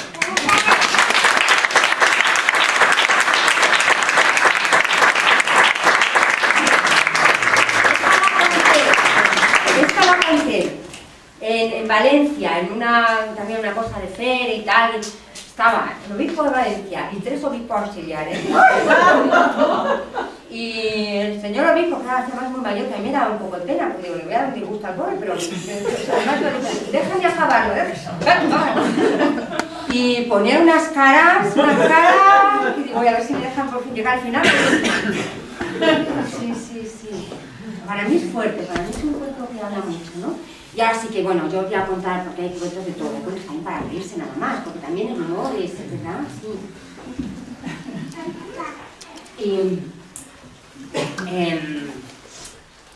Bueno, os voy a contar el de Frederick primero y luego también, ya que estamos un poco profundillos, ¿no? Pero es que es un poco...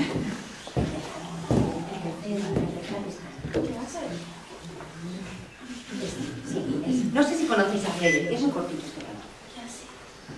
Y luego ya os cuento el de la iglesia. Bueno, la iglesia es un poco así como viejo.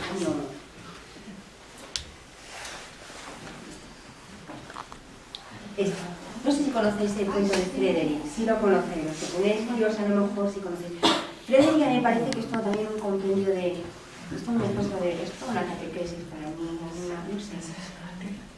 Sí, habla de la contemplación. Bueno, es un poco el desenlace. Como veis es un ratón.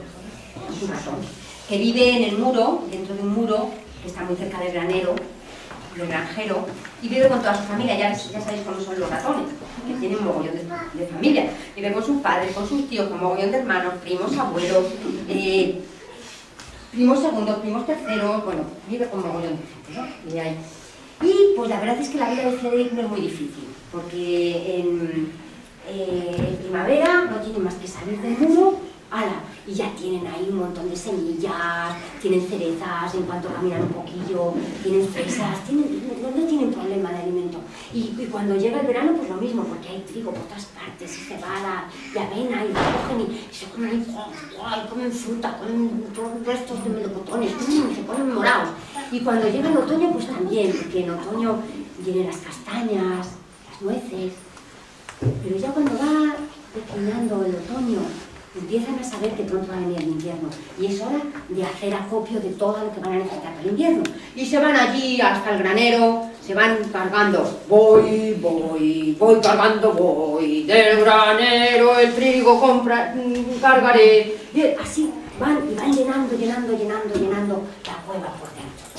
Claro, cuando llega a la puerta, ¿sabéis quién se encuentra?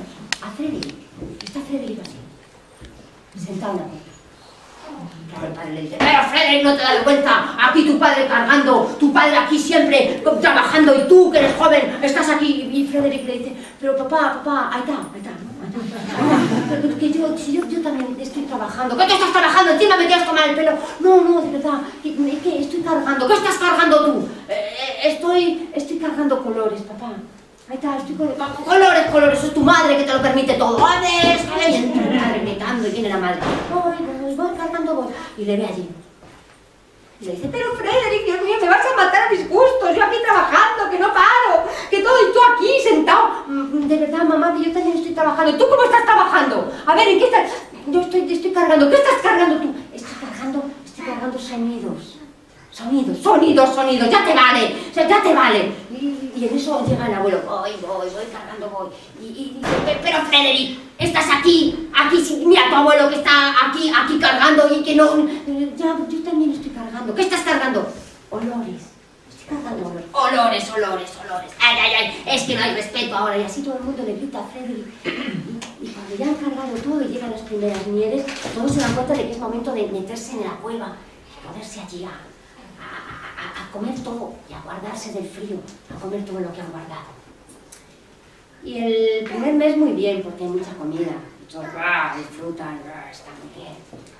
Pero cuando lleva más que mediado el segundo mes y no queda mucho en el almacén, entonces empieza uno a mirar, y miran cada uno de los ratones la cueva, ya no les parece tan divertida y tan bonita y tan apasionante. La cueva es fea, sucia, tiene goteras, tiene manchas.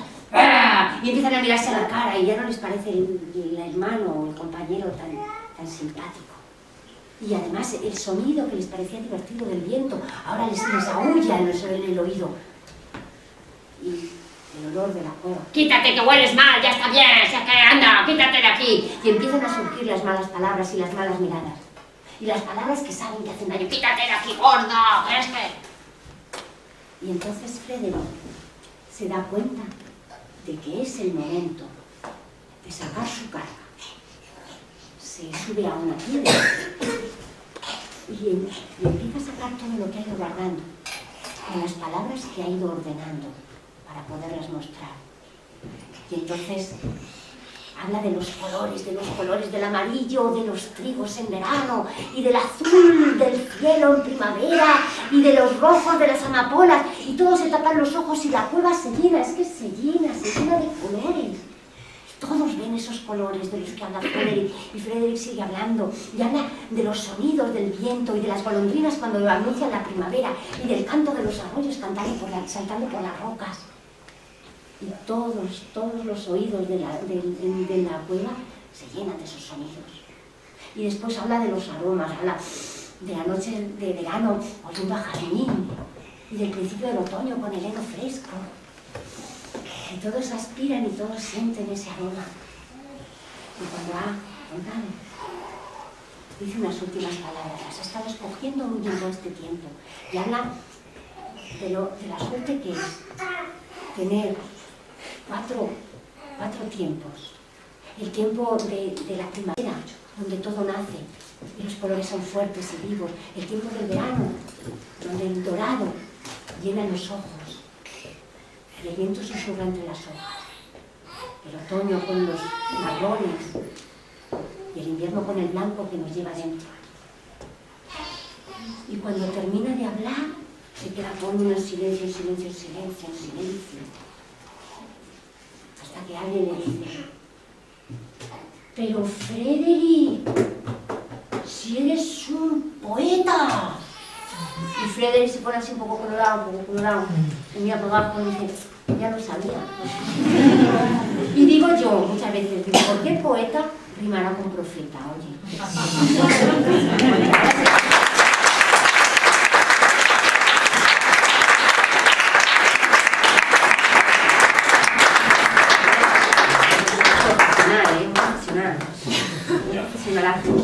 Y ahora sí que os voy a contar, pues que es un cuentecillo, está dentro del libro que os hemos mostrado de Miguel Ángel, que ahora os diré un poquillo, de ahí, y es el que da el título, Amores puntuales.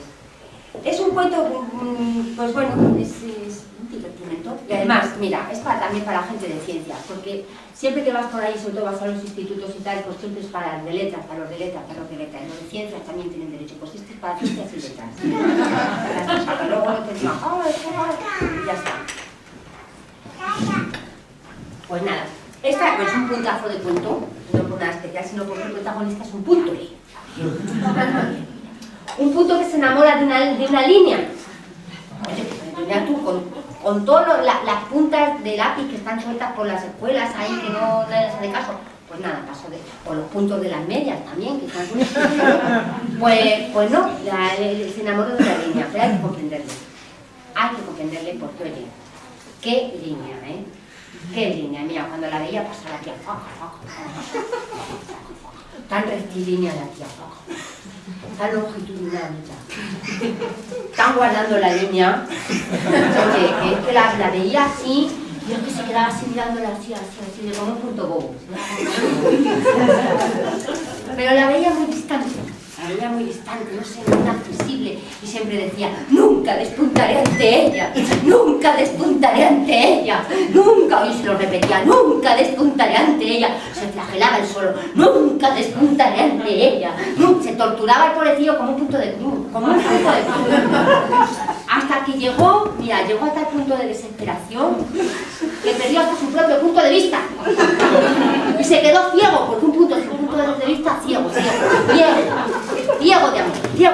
amor, y dijo: está bien, si no puedo ser suyo, seré un punto final. Mira, salió dispuesto a tirarse al pie de una letra, y tuvo suerte, porque en ese momento la que pasaba era una Y.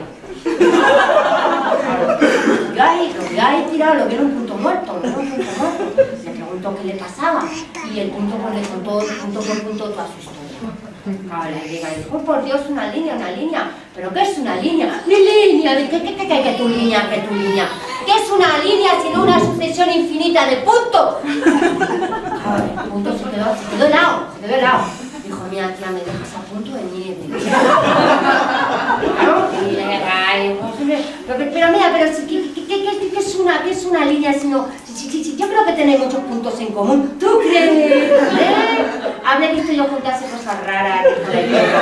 Que era verdad, porque ella se dedicaba a eso, claro.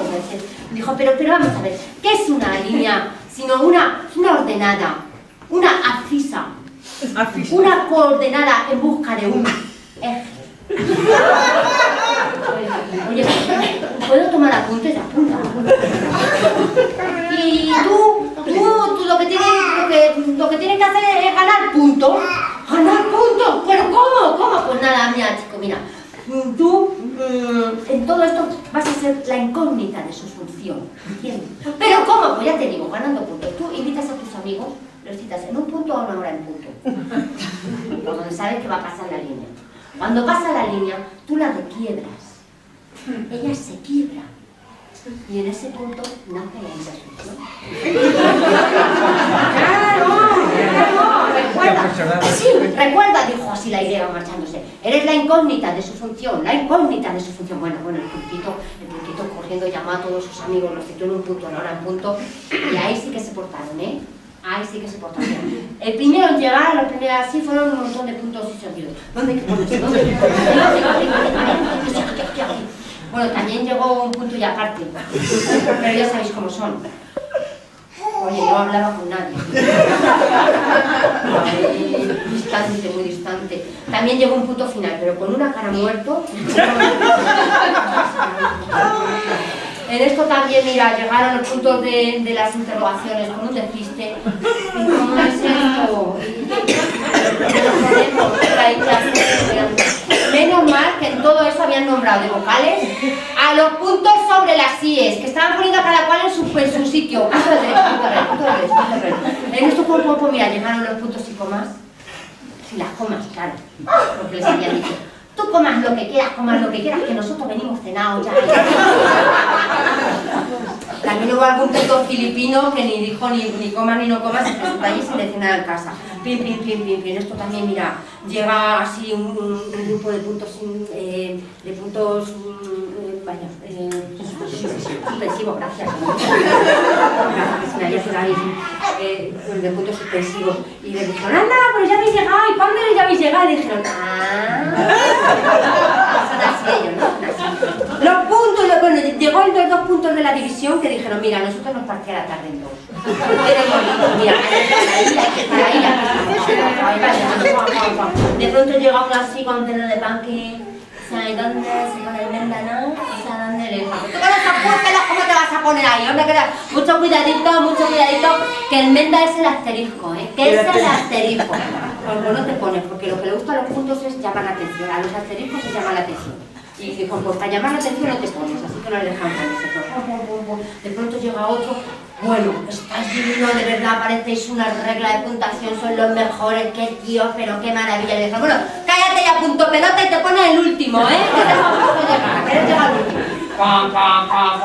Pero esto también, como de pronto, oye, un desapotar de rojo, se para allí, se abre la puerta y sale uno, pero, así con un smoking, tía, una pajadita de cable, un pistolón, dice, ¿tú quién eres, tío? ¿Tú quién eres? Yo soy Point. Era el punto inglés, maja.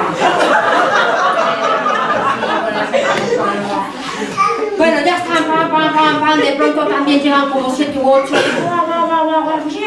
Y le dijo, hola, pero si venís mogollón, pero sois muchísimos. Dice, sí, bueno, veníamos 12. Veníamos tan deprisa que nos ha parado la Guardia Civil, macho, y nos ha quitado 4.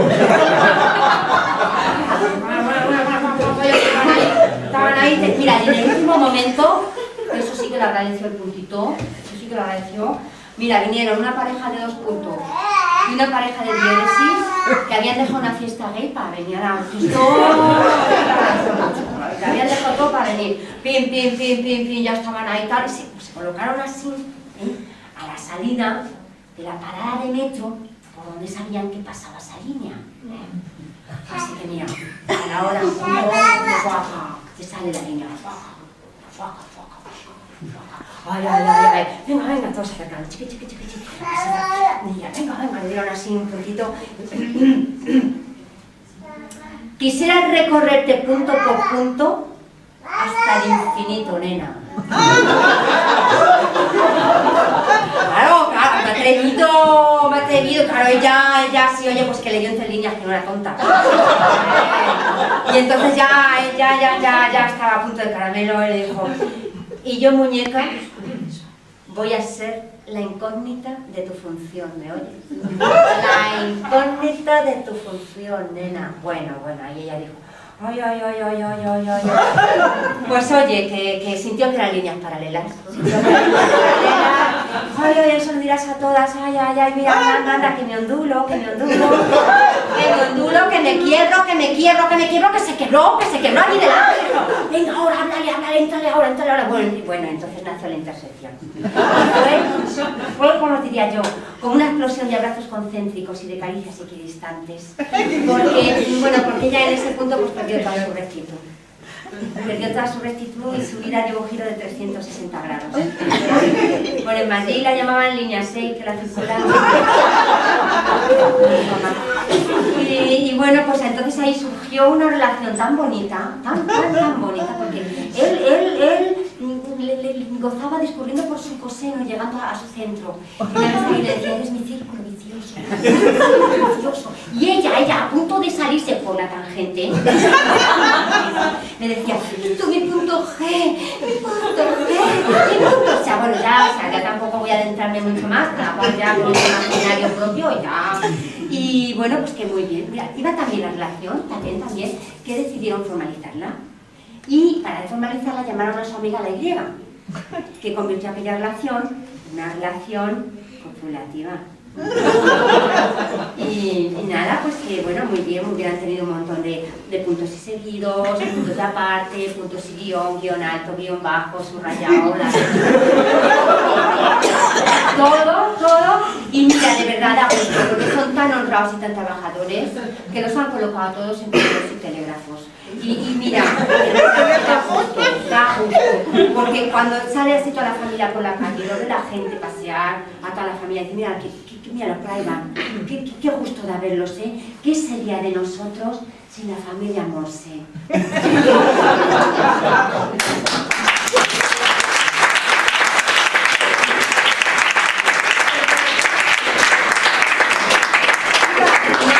Terminar, como después de todo lo que hacen, pues voy a decir que se cuenta de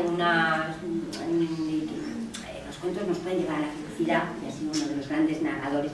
Hay un narrador que se llamaba, Sufí, que cuando hicieron la M30, empezaron a sacar ahí, venga, pues apareció ahí un pergamino.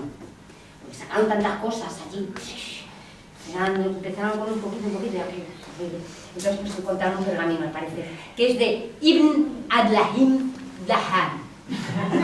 Os sonará.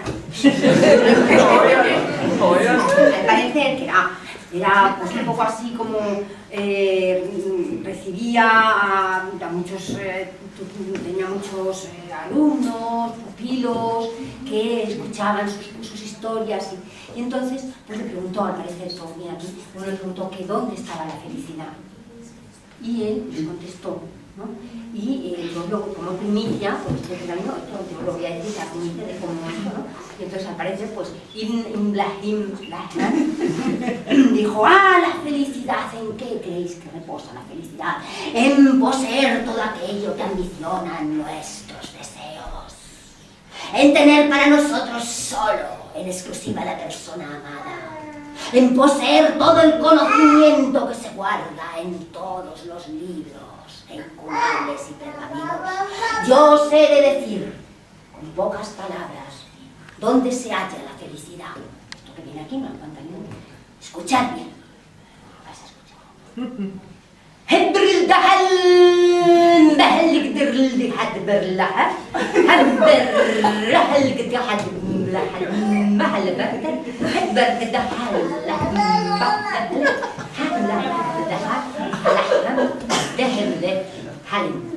Guardad estas palabras en vuestra mente.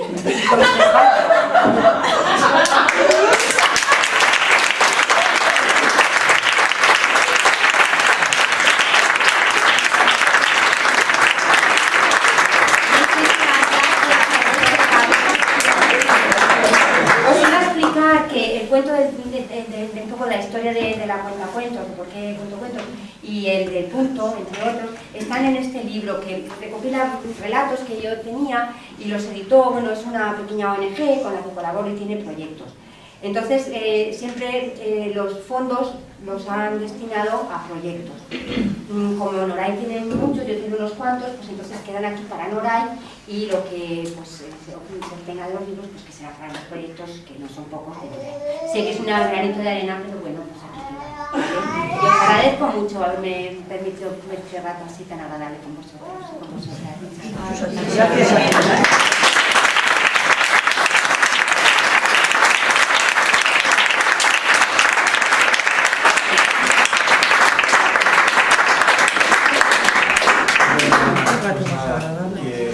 Un gusto enorme. Para mí también ha sido, de verdad. Bueno, ¿será que queréis hacer alguna pregunta? Sí, bueno, luego merendamos un poquito, que también es un modo de continuar, ¿verdad? Disfrutando de esta tarde, pero también nos gusta no situarnos únicamente como espectadores, sino pues ahí todos dentro de las historias y de los cuentos. Entonces quizás nos damos unos minutillos, si os parece, para hacer alguna pregunta, algún comentario que nos haya surgido, ¿no? Alguna, quizás, yo qué sé, hasta alguna experiencia que tengamos de cuando nos contaban cuentos y que ha quedado ahí grabados en nosotros.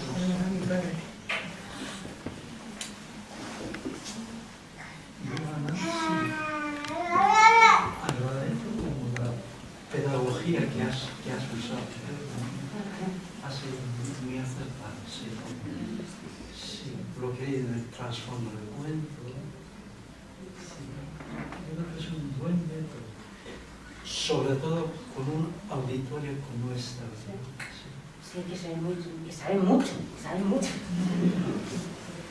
Sí, ha sido, la verdad es que ha sido un privilegio poder compartir un poco mi sentir con los cuentos con vosotros. Parece que estoy aquí así, pero bueno, pues que ha sido un privilegio, de verdad, poder compartirlo aquí, un poco mi sentir, mis percepciones del cuento, mis experiencias y mis cuentos que quiero mucho, o sea, los cuentos que aprecio mucho. Me gusta mucho, he sacado así los que, porque también hay veces que te piden cuentos y tal, que a lo mejor no disfrutas tanto, pero aquí pues sí, he sacado así los que más hay otros muchos más, pero de los que más me dicen a mí, con los que más disfruto, con los que más me siento yo, ¿no? Con los que más me siento yo, sería la palabra, sí. Sí. Bueno, pues sí, me acompañan y me ha gustado. Pues a que me acompañares en la misma. Sí. Ana, ¿tú a qué tipo de público te diriges así más frecuentemente? Bueno, más frecuentemente a tipo familiar, porque es el que desde donde más me llaman es de bibliotecas. Entonces, el grueso es de público familiar, que acude, como acudiréis con los niños y eso, a bibliotecas. Pero vamos, estuve, eso, por ejemplo, lo que pasa que ya hace 3 años que lo dejé porque era mucho, contando en el bar, en la flauta mágica, se contaba 2 veces al mes, y ahí era gente, jóvenes adultos, que van por la noche. Aquí que en Bilbao creo que también hay alguno de algún espacio, no sé si es muy, que se cuenta por la noche, vamos, a las 10, a las 9, la gente va a tomarse pues, una copa o una cerveza o un café y escuchar durante 1 hora por los cuentos. Eso hay en muchos lugares. Y estuve muchos años. Entonces ahí me gustaba porque eran otras claves y sí, te permite... Los cuentos tienen, por ejemplo, cuando cuentas en la biblioteca a familias, como tienen muchas lecturas, es verdad, te centras en contar a los niños, ¿no? Porque bueno, es el público pero como vienen los padres, mandas claves, mandas indirectas, haces algún comentario que va dirigido a la lectura que está haciendo el adulto, ¿no? Alguna broma, algún chascarrillo, que los niños a lo mejor no lo pillan del todo, pero no desdice la historia y sí tienes la deferencia de compartir en eso con el adulto, ¿no? Sí, eso me gusta. Pero, bueno, pues eso, desde eso a pues, presos,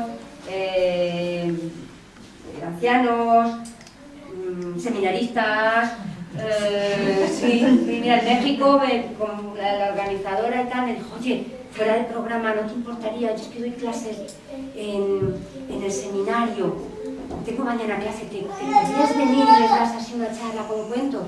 Y ahí me lo llevaron a los seminaristas mexicanos.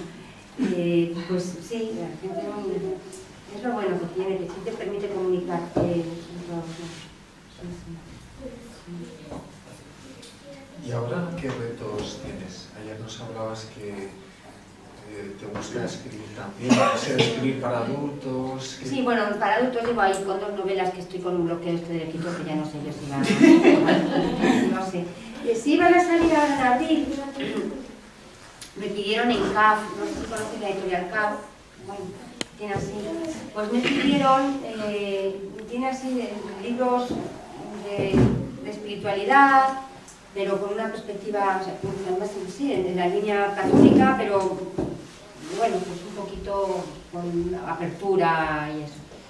Y me pidieron que escribiera un poco en línea infantil y yo les propuse con una cosita de adultos, pero parece que no tiene una segunda la forma, porque me dijeron que infantil. Y sobre, y ya sale en primavera el primero, la fe, la espiritualidad, la fe vista desde los ojos de una niña de 8 o 9 años. Pues con bastante humor, pero con... Y al parecer me manda el otro día que al parecer el supervisor ha dicho que teológicamente lo ve bien. Bueno, pues he pasado la censura, ¿sabes? Eclesiástica. Sí, totalmente, al parecer, y entonces pues sí, saldrá en primavera, según si todo... Yo de las editoriales tampoco, hasta que no lo ves y eso, no puedes, porque además cómo están las cosas, pero vamos... Sí, en el contrato lo ponía, ¿no? Que saldrá para primavera, veremos a ver. Eso es lo que tengo así. Y ahora, bueno, me han encargado una cosa también sobre Cervantes, como hago clásicos, pues ahí donde yo vivo, el ayuntamiento en abril hace una semana cervantina y como se ha pillado la cosa de que yo hago así con humor y tal, cosas de Cervantes y tal, pues me ha pedido un encargo y ahí estoy, quiero dar una visión femenina de las novelas ejemplares. Y eso que Cervantes era feminista para su época, porque tenía muchas cosas muy avanzadas, pero de todas maneras dice cada barbaridad, que yo estoy ahí queriendo mezclarlo con humor y un poco de denuncia y eso, pero a ver cómo estoy con el guión ahora, tenemos que llevarlo y ese es uno de los, dice reto, pues de verdad, sí, eso, con eso estoy, y seguir escribiendo, contando. Un poco así. Y cuando has contado tu historia, a mí me quedaba algo interrogante. ¿Tú siempre has trabajado y te has ganado la vida de esto? ¿O empezaste con un trabajo y fuiste ampliando tu dedicación? Como hice de Derecho, que bueno, tampoco me gustaba, pero estaba un poco así con la cabeza. Yo siempre había hecho teatro, desde niña, ya estaba en grupos de teatro, en cosas, y escribía, tenía... pero bueno, estaba en el aula de teatro de la universidad. Y entonces sí trabajé dando clases en formación profesional, de interina, hice oposiciones y siempre quedaba de interina. Estuve varios años dando clases de interina. Daba unas cosas horribles, administrativo, derecho civil, contabilidad, matemática financiera o unas cosas tremendas, muy eso. Pero aún así, tengo una anécdota muy bonita, porque yo en la tutoría, pues entonces utilizaba los cuentos, ¿no? La clase que yo era tutora, y me acuerdo un día que llegó teníamos reunión, evaluación y tal, y la de literatura llorando. Los de formación profesional eran entonces, pues es que también daba algo de legislación de seguridad a los de motor. Bien majos, casi me llevaba mejor con los de motor que con los de administrativo. Y bueno, pues yo, ¡ay! Es que hemos llegado a Becker y me han dicho que ese maricón ellos no se lo leen, que las golondrinas, yo no sé, que hace que estaba la pobrecilla. Y son los tuyos, Ana. Y yo, bueno, pues, así que, diles algo, porque esto ya es... Pues a ver, ya cuando llegué, además no era, ni siquiera era la tutoría, tenía yo clase con ellos y dije, bueno, estoy así con cara de porque... ¿Qué me ha dicho María José? Que no os habéis negado a estudiar la beca. ¡Ah, ese maricón! Digo, maricón. Y vosotros no tenéis ni idea, habláis de cosas que no tenéis ni idea de lo que es. Bajar las persianas. Bajar las persianas así, bajarlas un poco. Pero así la clase en penumbra. Mira, ese maricón escribía cosas como estas. Y empecé a contarles una de las leyendas, las del Monte de las Ánimas. Me da muchísimo miedo. Y ella que se desgana, y ella le dice que se ha dejado el lazo, y entonces que le dice, no vais a ir, cree que los castellanos erais valientes, no sois capaces de ir por el lazo al Monte de las Ánimas. Y se va al Monte de las Ánimas, y bueno, mira, yo les veía poco a poco, así, para terminar así el día que viene, y ella escuchaba los pasos del hueso golpeando por la tarima, clac, clac, clac, subía la habitación, clac, y luego solo quedaba la sangre, y luego, bueno, los espectros corriendo por el monte de las... Bueno, ya, a ver, y dijo, bueno, no quiero que María José, ni una queja más de María José, ¿eh? Ni una queja más. Abrir las persianas y vamos a seguir la clase. Pim, pam, pam. Oye, la semana siguiente me vino, de verdad, os lo juro que fue así. Me viene la de lengua y me dice, ¿pero qué castigo les ha puesto? Que se han leído todos las leyendas de Becker. Sí, fue una cosa muy bonita. La golondrina ya, la poesía no sé si llegaría. No, la prosa no se la hizo, sí se la hizo. Fue muy bonita, tío, muy bonita. Un recuerdo que tengo muy... Sí. Y eso también pues, nos unió bastante a la clase y fuimos ahí, sí. Muy gracioso. Sí, los cuentos tienen magia. Sí, hay así cosas muy bonitas. Y cuentos como este, como por ejemplo el de Divina porque te quiero y eso. Estoy dando talleres en Soto, en la cárcel de Soto. Y... hemos analizado, o sea, hemos contado y luego ha habido diálogo con los internos a partir de eso. Y salen cosas, de verdad, alucinantes, ¿sí? Alucinantes a partir... Claro, el vigilante cuando me abría la maleta a ver lo que llevaba y veía y empezaba a ver estos cuentos y esto, me miraba así como diciendo, esta la van a rajar. Pero no, luego también se contaban otras cosas, se contaban historias suyas, chascarrillos un poco también, pero cuando llegaban estas historias se hacía silencio y luego se empezaba a hablar de lo que se veía y era digno, tenía que haberlo grabado, las cosas que salían, ¿eh? Sí, los cuentos me mueven mucho, sí puedo decir por experiencia que salen cosas impresionantes, sí. Así que nada, pues eso, como he dicho esta mañana a los niños, los cuentos no se pueden quedar así, porque si se quedan, se pudren en el corazón. Los cuentos hay que sacarlos, hay que contarlos, hay que hacerlos volar de unos a otros para que vayan creciendo y vayan teniendo su propia vida. Así que nada, yo os invito a que los contéis. Fijaros, los adultos estamos más necesitados de cuentos que los niños, porque los niños ya en todas partes, ahora hay cuentacuentos en todas partes, cualquier fiesta, cualquier cosa de un ayuntamiento, cuentacuentos a las 12. Sin embargo, los adultos no. Y esto, yo tengo un amigo, es periodista y tal, y es experto en literatura infantil. Y dice, sí, es que hay que contar en la lista, en la fila del pescado, en la fila del dentista. Y me acuerdo que cuando pedí yo hace años la hipoteca antes de esto, del banco cuando me conocía, estábamos allí para firmar con el notario, me dice, uy, fíjate Ana, pues me han contado un cuento y yo allí con el notario. Era de las cosas más importantes de mi vida. Pero empezó a contar un cuento, me hizo gracia. Y esto se lo contaba en una clase a unas profesoras de infantil y dice una, sí hombre, le cuento yo un cuento a mi novio y me deja. Y yo le dije, bueno mujer, pues no se lo cuentes. Me parece que se lo deje. Pero el caso, de verdad que es lo que os lo cuento que es verdad, ¿eh? Y entonces pues a la semana siguiente que teníamos el curso me dice esta, dice, oye, ¿sabes que salí el sábado con mi novio? Y que nos fuimos a tomar un café y cuando habíamos terminado de así por la noche, una copa y tal, estábamos ahí sentados y le digo, voy a contar un cuento. Y yo de verdad aquí, porque dije, ya verás, ahora me va a decir que... Y dice, y se lo conté, digo, ¿y qué pasó? Dice, pues oye, se quedó así mirando. Y cuando acabé me dijo, ¡ay, qué bonito! ¿Te sabes otro? Sí, de verdad. Un aplauso al novio,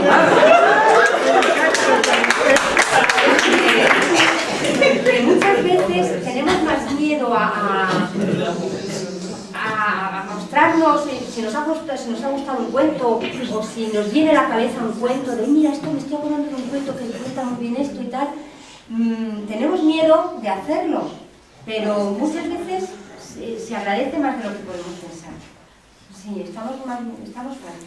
Si lo contamos con ganas y porque necesitamos o porque nos apetece, es muy difícil que no entre bien. Y si entra mal, pues bueno, pues ahora para otro día ya está. Así que sí que os invito. Y nada, ahora oye,